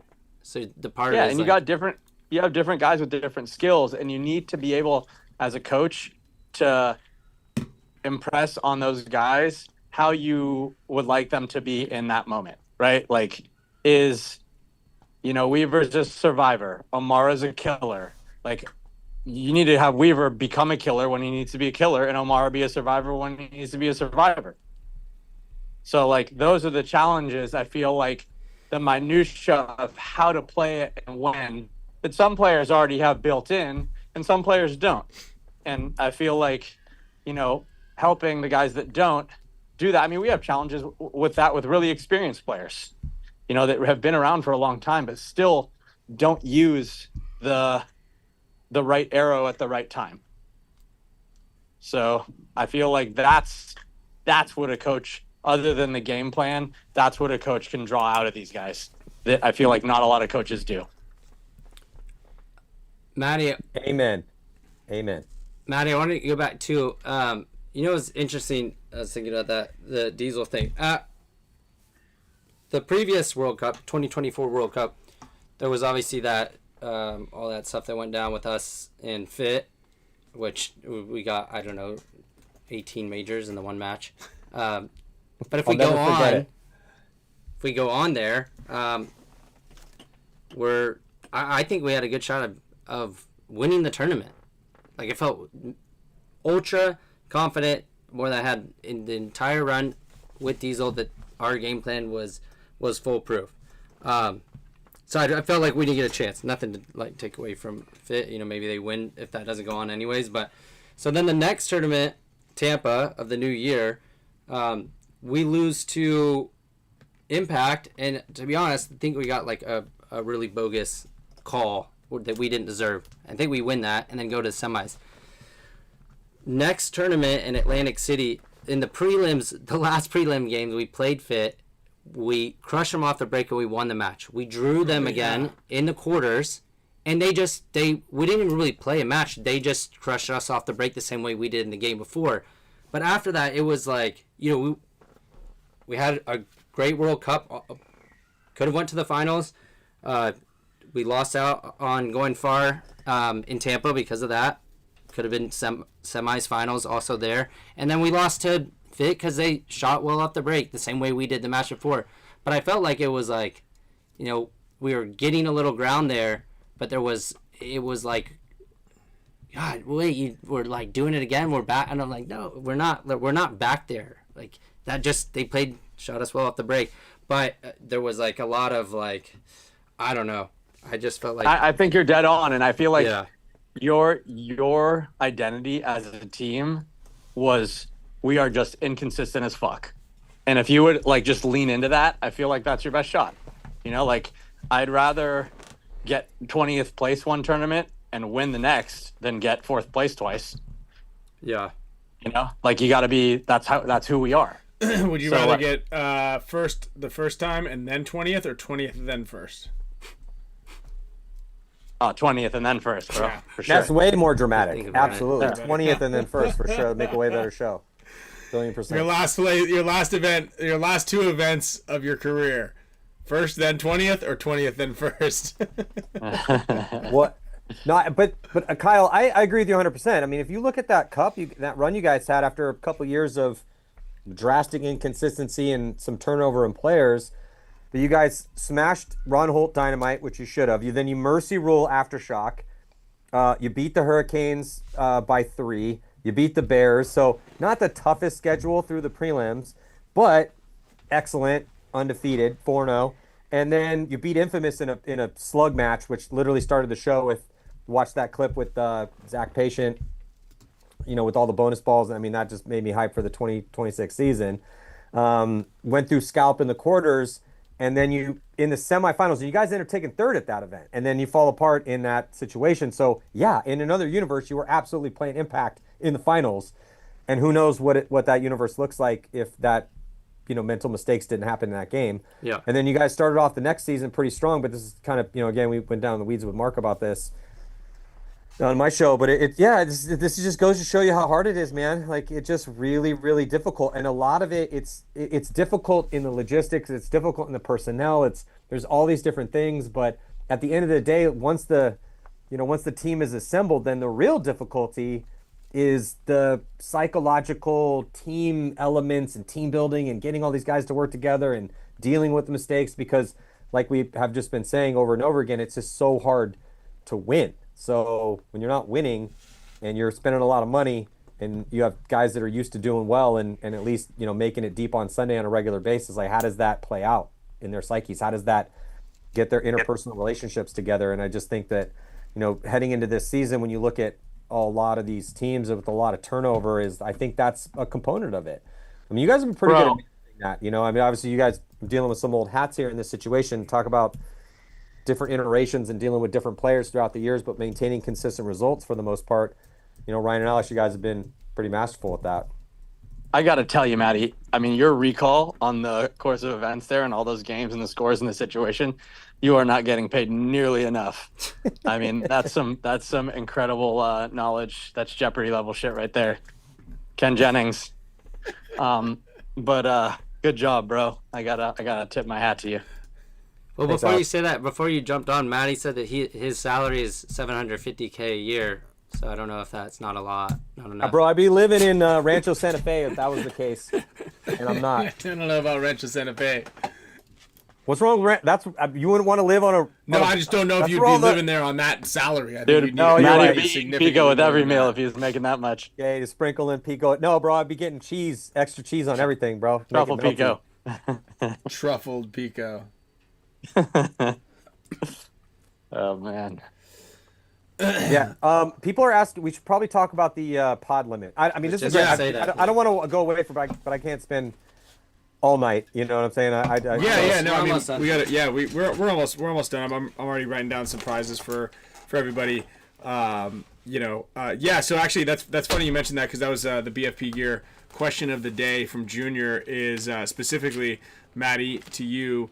Well, it was a two-part question. One was, what are you looking forward to the most for the season, which we kind of I've been talking a little bit about here and there, but then more specifically, what do you think the 5-pod limit is going to do, and if that's going to shake up some of those top teams at all?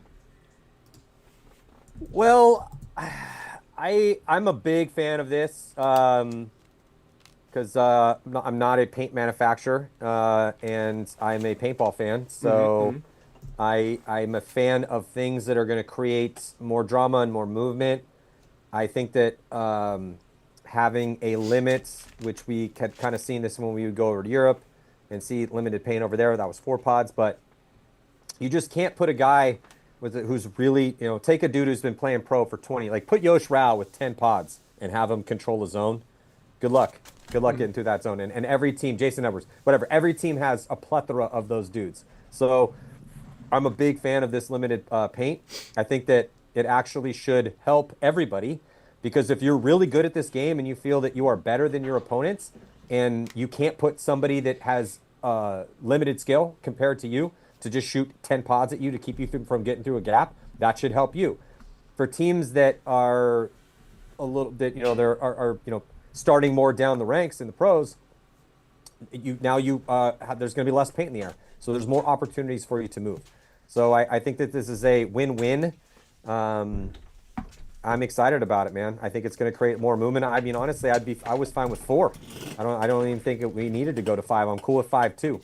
So yeah, five is really shaking up the Spick and Span studios. Just basically on what how geometry works in general. But Ryan thinks it's the perfect balance, but not if you want your pods across your back. Then it's an off. Do you really think with 5 pods the pace of play is going to change that much?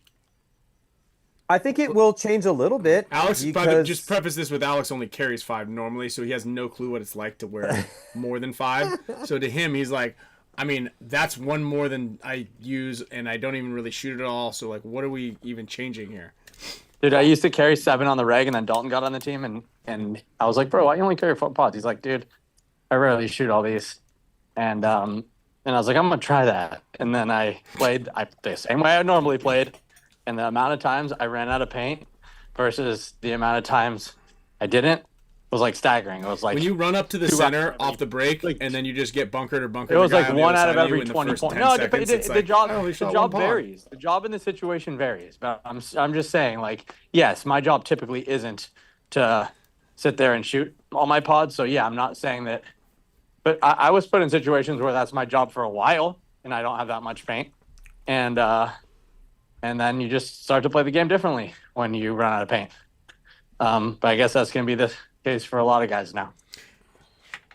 But it might slow it down too. When guys run out of paint, they don't want to make the mistake. They'll just sit there, and you'll be watching like guys picking up paintballs off the ground, waiting for the other guy to do something. Yeah, but there's still just less paintballs. That's the. I mean, honestly, the biggest problem that we need to get rid of is margin being the difference maker of moving on to Sunday. If we could find the tiebreaker not being margin, they did just change that, right? Yeah, we've been. Is that official now? Yeah, We've been on some calls, but it is official. There's a new change of the for and against. There's all this. I don't know. It should be points scored. And I was like, that's not more points. That's not very sexy. So I just don't even want to talk about points it. Points 4 should be the first tiebreaker or second tiebreaker after head to head. It should be points 4. 100%, Alex. Again, billion. It's the weight of a neutron star. Yes, 100%. It needs to be that, because the problem is this: is that, you know, like if you look at the national championship running that last run that Mendoza just made.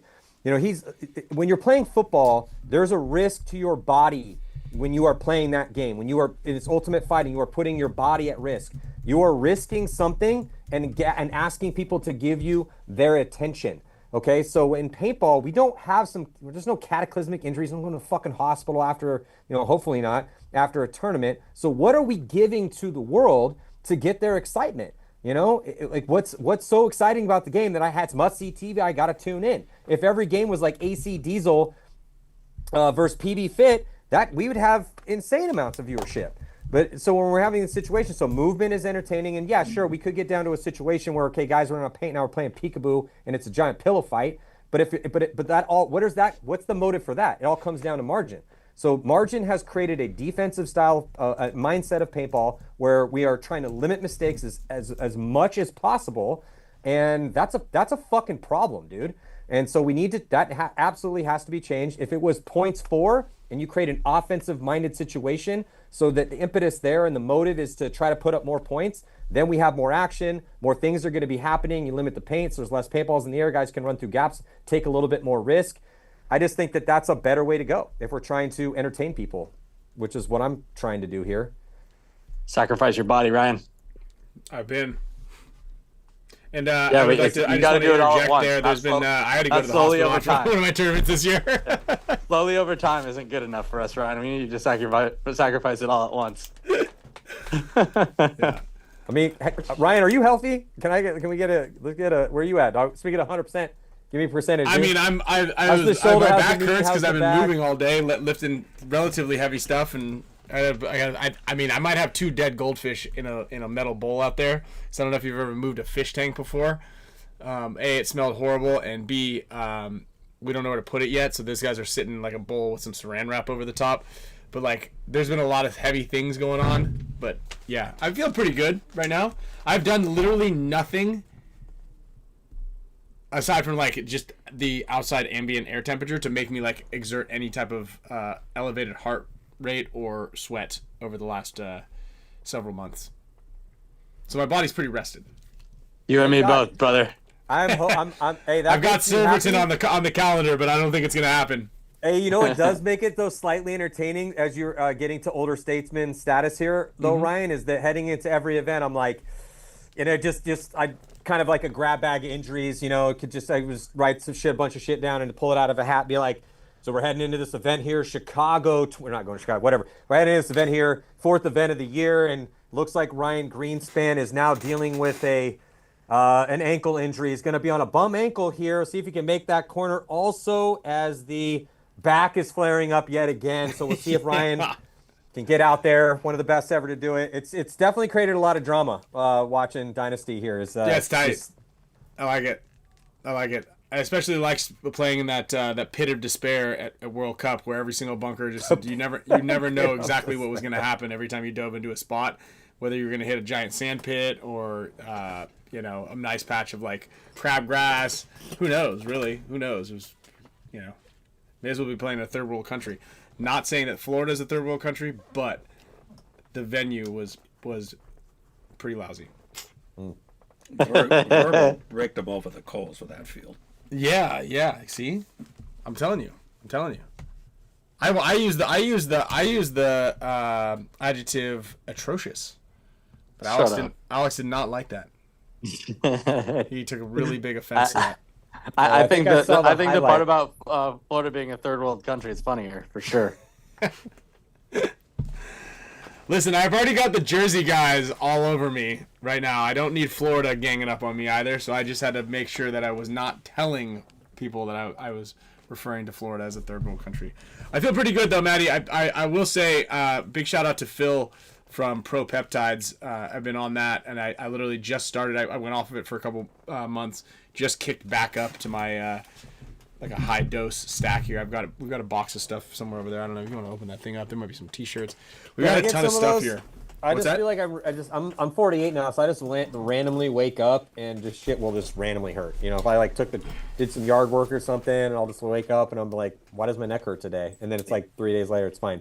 Yeah. And then Maddie, talk us into a tournament and say like Ryan Greenspan once again is dealing with hemorrhoids and his status is unclear for this event. Come on, give it to us. Okay. His status is unclear. So heading into the second event here is San Diego Dynasty with a big victory at the first one. Unfortunately, we just got some news on the Spick and Span show. Was pried out by Kyle Spicka. Unfortunately, Ryan Greenspan, massive flare-up of the hemorrhoids here, and not sure if he's going to make it into the starting lineup. They're big, they're puffy, they're bleeding. I don't know if they just picked up that new sponsorship. I saw a picture. Preparation H.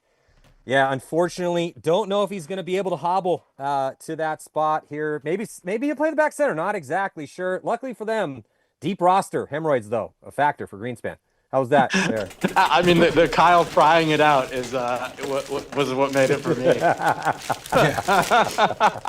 all that. Kyle's opening the case of Preparation H. Yeah, there you go. Yeah, we've got the biohazard here.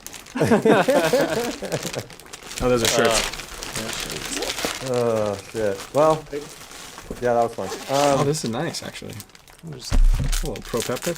And we got a ton. My whole garage now, well, not the whole thing, is pretty stacked up with all sorts of sponsorship gear leading up into this Dynasty Family Weekend that we have here. So I'm opening up a box of Pro Peptides. We've got the NADs, we've got the BPCs, we've got a ton of stuff.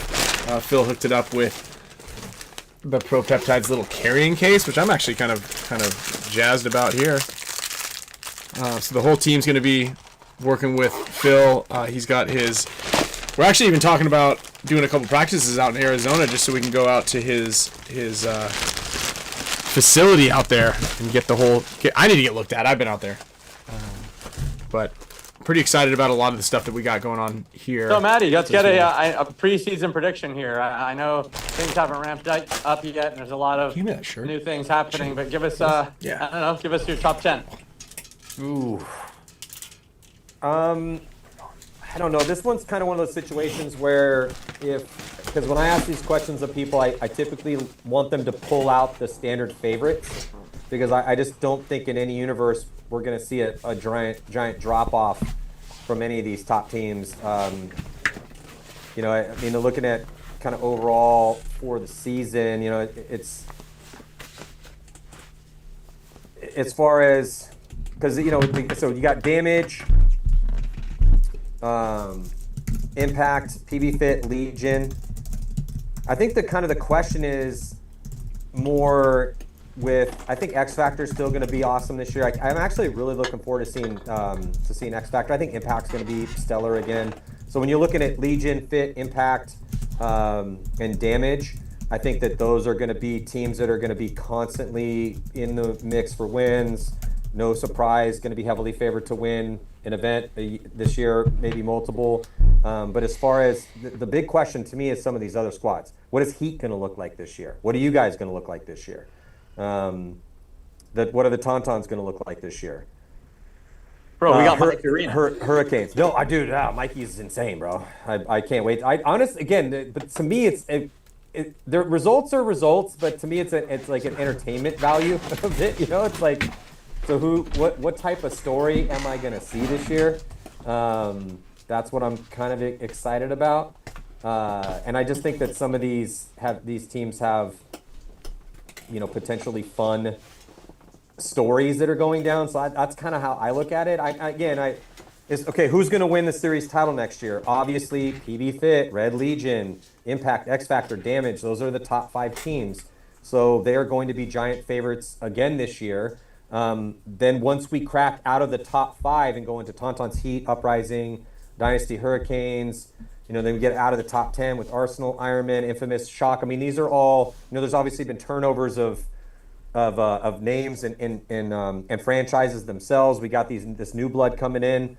But I think it's probably because there is such an infusion of new blood. I think it's going to be a year for like safe bets as far as, because Fit's just going to continue. Like they're not changing the roster. They're getting more experience.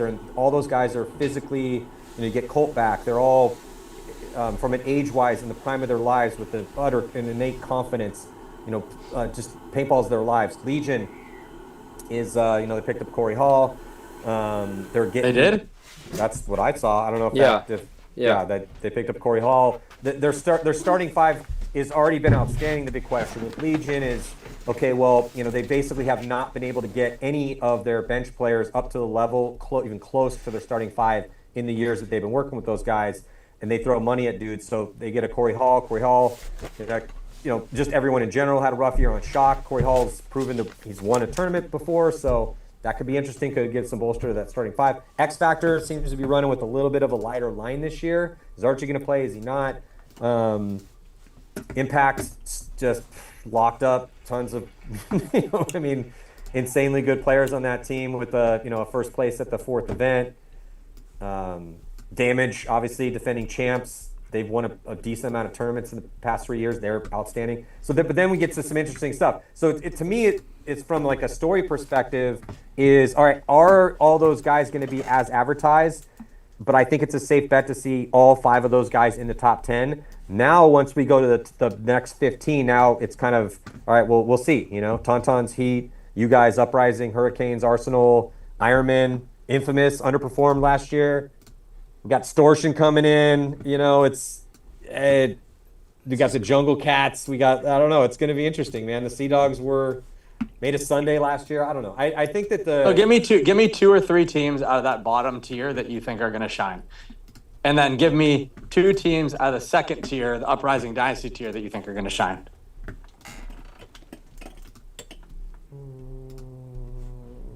I just think I don't know. Again, it's such an easy bet to say, yeah, Fit's going to shine, Legion's going to. I just think that's kind of boring. No, we already got that. But out of the teams under that, like you said, okay. Dynasty. So out of the top 5, Infamous, those guys. No top 5. No top 5. Like say those. Said bottom 5 and mid 5. Yeah. Or mid. Okay. Yeah, so 10. you mean like 6 to 15ish? Give me 6 to 10. Give me 2 out of that, and give me out of 10 and below. Give me 3 out of that. I really think Uprising is ready to go. I think Uprising could shock the world in 2026 if they can keep everything as they had it last year. They had a 3rd, a 7th, and a 9th last year, and a 10th and a 16th. As a fan of paintball, I would love to see that. I think they're. Because they've even played a little bit of roster roulette. Like Myderman was one of their studs, and then he walked away, and they still were performing well without him. I just think that they're hungry. They have punch. When you look at we call it threats and bets, right? Well, what does that mean? You have to have players that are competent enough that other teams have to worry about in attacking positions. They have that. And then they have the veterans that can clean things up. So I think that they're going to be good this year. Again, I'm not saying this just because people are always like, oh, dude, you're always, so Dynasty, you're always such a Dynasty guy. I'm like, bro, I've never played on Dynasty. I fought against Dynasty forever. But yeah, I mean, you guys are some of my closest friends. But it's been a very captivating story. I love the pickups you guys have made. And I think that Dynasty is going to be in the hunt this year. It really is going to, my biggest thing with you guys is really going to come down to psychological management. Like logistics, psychological management. It's not going to be a talent issue. I think you guys have the punch needed. You have the threats. You obviously have the vets. You have a bunch of dudes that have not won that are hungry as fuck to go out and get it. To have that confidence in their abilities, but be hungry to, be fearless, that have been fearless in the past. I think you guys have what is required. So I think that you guys, to me, in that tier from 6, 7, 8. So it's basically Tauntaun's Heat. I mean, I don't know. I gotta make a case. 7. Yeah. Oh Jesus Christ. Does your daughter say that, dude? Dude, I love 6, 7. No, I know. The reason we didn't do well at World Cup is because I said we should use 6, 7 as a code, and everybody poo-pooed it. Yeah. So the 6, 7. The Tauntauns have had. The Tauntauns are also scary as well too, but no Fedorov. Fedorov was a big component of that. So I think that heading into this season to prove that, hey, again, nothing against. I mean, dude, Fedorov had such a good year last year. I know, and he was a big threat. He took a lot of pressure off of everybody else, and I think that there's a lot to be said about that. When you have a guy that can absorb pressure that people are worried about, you got to put guns that way. You got to worry about him. It takes pressure off other guys. That allows them to to shine. So, but that wouldn't be a surprise for me either. I would like to get a little bit more information about how that team's stacking up. I really like Benny Carroll though. Heat, he was super consistent for the most part. Again, even with a big roster change, a 5th, a 3rd, and an 8th. Where's Benny Carroll now? He's with the Tauntauns. Oh, no shit. All right. He was part of that kind of Tauntauns Arsenal rebuild. Gotcha. Yeah. So then we got. Let me go real quick. Here we go. I'm just looking at the list. Heat is How very about Infamous? Heat is very well. Infamous is now at the we're down at 13th overall, right? Okay, all right. Let's go back up to Heat. Well, okay, yeah. So going to Heat. Heat. I think it's captivating there. Interested to kind of see a little bit. I mean, they retained some of their talent. They still got some of the core guys. A lot of top end leadership change there, but it's not like completely different. But they're going to have something to prove this year. But they had something to prove last year, and they still were pretty confident. I mean, you just can't really count out that core. Moorhead is still legit, and Dizon is really good, dude. So, I think those guys kind of might be better without Randy. It's less pressure. It's more fun. It's going to be, they're there because they want to be there. That's obvious because I'm sure a lot of those guys I know Ronnie got offers. I'm sure Ryan Moorhead did too. So, I feel like they both did, 100%. From a culture standpoint, it might be a better situation. And you've got the younger guys who spent the last 2 years learning how to do it. So, I'd put more stock in them. Yeah, but again, there's longer conversation there. But Randy is still involved, and then so you get Allen kind of coming in, and there was some punch. I know it was a rough situation for Energy Elite, but beginning of the year they had nothing but close 1-point losses. Most of them in overtime. That means you're really close. So. I am again. There's the reason why I'm excited about this year is as we're going through these, so many captivating stories at every single one for every single one of these teams, So and then with so if we just jump down to Infamous is still a mystery to me, man. If Travis keeps that team together, I do not know why a team that's that talented, only the best place was 10th last year. They missed 4 Sundays. I'm kind of mind boggled at that. I expect more out of them this year. It's a fun team to watch. They had a lot of close losses, and then the Shock rebuild's going to be interesting as well too. See the chat's blowing up. I really didn't have a chance to look at the chat, but I mean, I bet just with the addition of Danny, that's going to make Infamous way better. yeah, I mean, Danny's. I would like to see him get a little bit more playing time. I mean, I don't know. With Danny, I feel that he might have been one of those. He's a really smart guy, and I think maybe, you know, I'm on Dynasty. Maybe you guys could answer this a little bit more. Maybe he's like a little bit inner point, over analytical about moves. I feel like Danny just has to embrace the inner savage and just go be the big show, and I think that might be a little bit better for him. Because you know, I like a mix of it, but I don't know. It's tough when you don't get a lot of spins, man. You know, you got to go out and make the most of it. So, I mean, you guys gave him his opportunities. I still like Danny Schoner. I think he's a great player. I would love to see him on that squad. I'm looking forward to seeing him on that squad. And then once we get down to it, having a lot of these newer teams coming in, you know, obviously Hyman's been a caretaker of talent over the years. I really am looking forward to seeing Collision. That's going to be a fun team to watch. I'm going to tell all our camera guys to make sure we got a camera in the pits at all times on Hyman, in case something bad happens.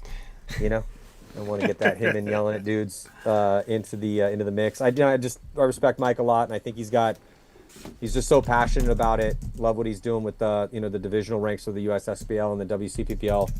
But he's just a very entertaining character, you know, and we need to entertain people, man. So, you know, and he's brought on a bunch of hungry dudes, and that team's getting better. You know, I mean, and even going all the way down to, you know, like a New York Extreme. I mean, Extreme was had some fight in them. I actually liked some of the pickups that Harris had put together. There's some talent on that squad. So when we go all the way down to, you know, a team that almost got relegated, officially in 21st place at the end of the year, with the, you know, inclusion of Joy Division taking 12th at World Cup, which put them, you know, with 176 points.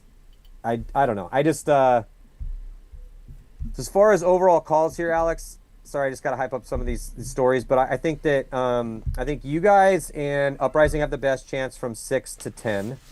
No shade on anyone else there. And then from 11 to 15. Hey, come here, Blue. Who are the four teams in 11 to 15? Well, you got the Arsenal spot. So that's the, you know, Diesel. So 15's Diesel, the Distortion dudes. Arsenal's going to be I think the Tauntaun, didn't they give the Tauntauns the 6th They gave spot? the Tauntauns back their spot, which is the 6th spot. not how the rules work, but. So from that, Hey, check out this dog we just adopted. Wait, how do I turn this around? Oh, you know how to turn the camera around because you were filming. Blue. You're picking up your Blue. poop. Blue. Hey, boy.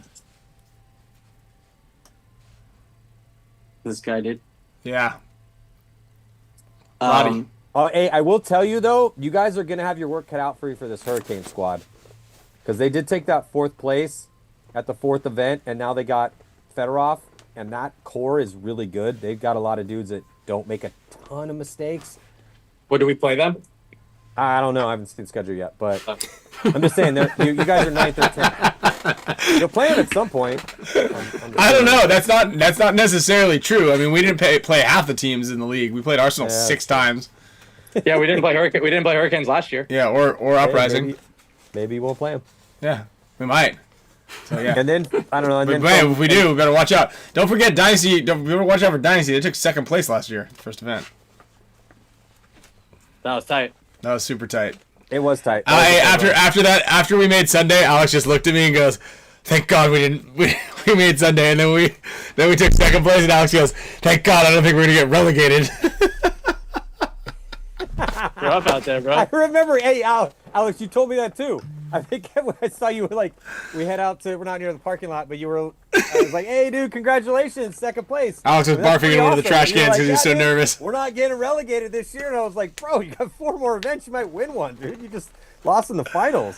They're like, "Nah, dude, yeah, but we're definitely not getting relegated. So I don't have to worry about that shit." That's called belief, Maddie. That is called belief. Everything's relative. Yeah, it's called belief, Maddie. Yeah. I've been relegated before. It's not fun. No. Yeah. Well, I think this is so somebody asked in the chat, this is a good question. I actually think, what's a legit underdog? Or as Rich Telford used to say, the dark horse. Like, what's an actual underdog to win? Like, to actually go in and win is what I'm hoping he's asking. I think Uprising is an underdog to win. You know, sitting in 8th place overall. I think they're a legit underdog. I mean, you got to think anyone who's never won is an underdog. For sure, for sure. Except there's some teams that are probably not going to be the dark horse underdogs. I think the Hurricanes are an underdog. Yeah, they never won. No, they never won. They took that 2nd place against you guys in Vegas a while ago. That was the best they ever did. But it'd probably be Tauntaun's Arsenal, wouldn't it? Yeah, but I mean, okay. Or well, they really and then losing Fedorov. Mm-hmm. Yeah, but it's the they've never won a pro event on U.S. soil. They never won a U.S. pro event, but they were multiple-time European champions. Yeah, they lose. I don't know. I mean, and I guess in somebody's book, that's an underdog. To me, it's not like that big of an underdog, even though they haven't won one. But I still think that the Tauntauns are going to be, you know, Tauntauns / Arsenal, the new name. I think that team is probably still going to be pretty damn good this year. I think so too. Yeah, it definitely. That's why I think that's why Jason kept him in that 6th spot, even though the rules state that they need to be dropped down to the bottom, is because it's still pretty much the entire Tauntaun roster. Oh, Maddie, if you want to see the brackets for the next event, they're on the website. The upcoming event. All right. All right. I guess I didn't know that either. I guess we should have. Hey guys, bottom 10 teams, Maddie. Is there a chance that one of them went to the tournament? Who? We're not in the Hurricanes bracket, also. Any bottom 10. Is there a how chance do you have worse reception in your house? Do you not have Wi-Fi? You guys don't. Because what's happening up there? How are you on a walk? I'm just going in and out of the garage. Yeah, I don't know. Oh, I'm not on Wi-Fi. Dude, look at these fools. Hold on. All right, go ahead, Maddie. Hold on. Let's look at brackets. Okay, let's look at these brackets. Fit, Uprising, Ironman, Shock, Collision, Fun, Legion, Damage, Infamous. And then also tell me one team that's just going to be absolute trash, no chance. Not going to make a Sunday. Don't take the bait, Maddie. Oh, you hear me? Yeah, no, I can't. I don't think I can do that because I have relationships with all these people. Alex, how about you tell us who you think is going to be absolute Check this shit out. No. Alex, listen. Same question to you. I saw that. I could take on the whole empire myself.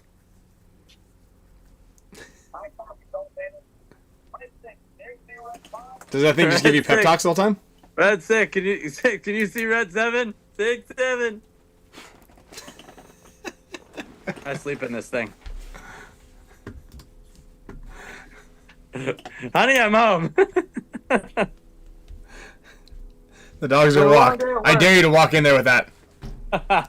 Remember when Alex called his sister, pretending that he was going to talk to his wife? He's like, "Listen, honey." Oh, that was on the Intel session, wasn't it? I'm going to stand up to you this time. Oh, that was good. That was classic. Oh. Yeah, I don't know. I mean, I don't know. I'm just looking at these brackets here. They do look pretty balanced, but tough to tell because it's the first event. My favorite events are the first event and the last event because the first event there's all this change and we don't really know what some of these teams are going to look like. So there's a giant question mark. If you're an odds maker, it's the hardest event of the year to actually set legit odds because we just don't really know how good this new version of Collision is going to be. Distortion, the Jungle Cats, and then obviously all the other pickups we've been talking about. I don't know. This one's, but it does look relatively balanced. I don't really see like a bracketed death where if I was honestly on any of these teams where I'm like, oh shit, I don't want to be in that bracket. Maybe. I mean, you guys are the third tier in bracket C, so that's not ideal. I don't really want to have Dynasty in tier 3. That's not good for bracket C. Yeah, I don't know. Maybe bracket C, but I don't. Leverage did not start out last year very good. I'll tell you what. In bracket B, if you're Aftermath and NYX, you're probably like, shit. Yeah, that's a rough one. You got Legion and Damage. Yeah, I definitely wouldn't want to have Damage in bracket are in tier 2 coming off the World Cup victory. You know, I mean, that's rough. That's a rough one on the bottom there. Yeah, that is a pretty rough one. And then Infamous in 3. Infamous is one of all the teams this year. If that roster stays, I know they lost. I think it was Velez. And then we'll see if Patient can make all the events. If that roster stays even close to what it was last year with the experience they have and the pop they have in some of those first attacker positions, I don't know. I'm expecting more out of that team this year. They got to make more than one Sunday. Yeah. So that's not a team I think that I would want to have in my bracket to start things out. But, you know, I don't know. Yeah, this is going to be an interesting one, man. I don't know. As far as, again, legit wild cards out here, dark horses, I think that have never won. Sure, we could say Tauntauns are. Uprising, I think, is one. Once we go into those third tiers, I'm not counting you guys, obviously. I think the Hurricanes are a legit wild card this year. I mean, Fedorov is a force multiplier out there. And I really do think that starting lineup that they have is undervalued and underappreciated. So, anyway. Well, thank you guys for coming on. I appreciate it. This is cool. From the really good conversation from the California burrito to confidence and overconfidence to brackets. I think this pretty much hit it all. And if you guys are in town this weekend, especially Champs Club guys, we're gonna be hitting tacos. We're gonna be doing it all. Tacos. We got sushi on Saturday. Mission Beach on Friday afternoon. What does your shirt say, Maddie? It says, "Read a fucking book." I love it. Right. We've got some prizes that I spun the wheel already. So we've got a couple winners that went out there. What does it say, Maddie? Your camera keeps zooming in where you are. I wish my camera did that. Yeah, it's like, I don't know, it falls in my head when I go around. Okay, cool. It actually says read an effing book, which allows me to wear it in public. But it, the meaning behind it is read a fucking book, which the world would be in a better place if people read more books. So. Great American Paintball. Start with that one. Got it right here. Still in its package. At least one of them is. It's a dog world. Hey, you guys are great. Can't wait to see you. My favorite tournament is the ones that you guys are at. So I will catch you then. See you, Steve. See you, Alex. Later, brother. All right, see you guys. We're gonna go ahead and jump over here to the wheel and spin some wheels. We got this cotton candy giveaway. Thanks, Maddie. Appreciate you jumping on. I'll see you this weekend, probably, maybe, hopefully. Yeah. Again, I gotta go coach on Sunday, I think, but yeah. I consider it's pretty much the weekend starting like as soon as the show's over, right? Because we're all just living vacation out here in California. I don't know, yeah, let me know when everyone. Thursday sounds like a good idea. Sweet. I'll be here. All right, dude. Later, bud. All right, Maddie Marshall, Alex FRAIGE, Steve Segovia. What do you think the first time in studio? Was it more fun here, or was it? Yeah, it's a little more buggy than probably inside your house. Or a few more mosquitoes. Yeah. Or whatever they were. Yeah. Yeah, you got them all. We got all genus of flying this was fun. creatures. Well, we've got one more prize to give away. So we have a couple winners: Drew Miller, D-Side, Joel Hayward, BFPgear.com, your online spot to buy all the cool gear. You guys won, so I'm gonna find out. I've actually got the perfect present. I've been holding on to it for approximately 360 days, and I'm gonna give it to Junior and Gina when they get out here. It's been in the freezer, courtesy of Garrett. Yeah, so. This is getting exciting. So I'm really glad that BFPgear.com just won. Steve, we've got a prize here sitting inside of this room somewhere for you as well, because you won on the show, I think, last week. Yeah, I think it was last week. Yeah. We got something for Steve. We got something for everybody, as long as you win. So the final wheel spin is going to happen right now. We're going to give away these cotton candy goggles right here. Kyle, will you grab those things in there right here? Oh, cotton candy. So Steve, will you have those goggles? We've got all sorts of cool stuff that are in these boxes. We're gonna open those things out. Kyle, you got a pair of also. You got a new pair of frames from Deviate and PB Retro. Oh, the Deviate boxes. We've got it's all right. We've got the Mike Urenas right here, courtesy of PB Retro. So yeah, we got all sorts of stuff. The garage is loaded up. Kyle said I want some thin frames. We got QLSs for the rest of the squad here. So. If you're watching this and you play on Dynasty, we got some goggle stuff for you. We got pants, we got jerseys, pack light, because there's a bunch of boxes back here, and if I keep more boxes and start stacking them up in the new house, Camille's going to kill me. Let's go ahead and spin the wheel here to see who's going to be winning. Oh, yeah. Let's make this a little bit bigger so it's more fun here. This is the Boat Squad membership here, guys, courtesy of PaintballWizard.com, who has the exclusive on the cotton candies. Right now, you guys can grab them right here. The strap and skirt are exclusive to the cotton candy flex. Currently only available at PaintballWizard.com. You guys can get these goggles, but if you're going to buy anything else, make sure you go to BFPGear.com, buy all the rest of the accoutrement. And let's see who's going to win these things right here. Pretty good odds here at the Boat Squad. We're going to give away one big item every single... Mr. Kev coming up big again! Dang. Dude, Kev. Kev's the big winner. AJ's won a lot, too. AJ's won a lot, yeah. And Jonas, I don't know if you're still watching out there from Norway. I still got your Tigerware band here, but I am moving literally in like the next 7 days, and I'm hoping that all of this comes with me. But things might get lost in transition, as they say. So, Mr. Kev, I'm going to put these things in a box. We're going to get these things labeled up and shipped out to you tomorrow. Is that Kevin that was in Utah? Yeah. Yeah, Mr. Kev. Yeah. Yep, fair stoogie. Yeah. I probably just butchered your last name. Sorry, Kev. I told him to come out here, Kev. Get a ticket, come out here, pick these things up in person, because I know that it's nicer out here in California than it is out in Chicago area. I don't know that for a fact. I'm not saying anything bad about Chicago, but I think that it's pretty nice out there. Real quickly, check this out. This is me shooting this guy. Oh, let him out! Pretty cool. Look at that. Sick, huh? Leave you guys with a little glow ball action here. Ooh. They gave me the orange shirt, so everybody knew exactly what it was. Man, it's freezing cold. Yeah, it was cold. It was 18 degrees on Sunday in the morning. 18 degrees. Can you believe that?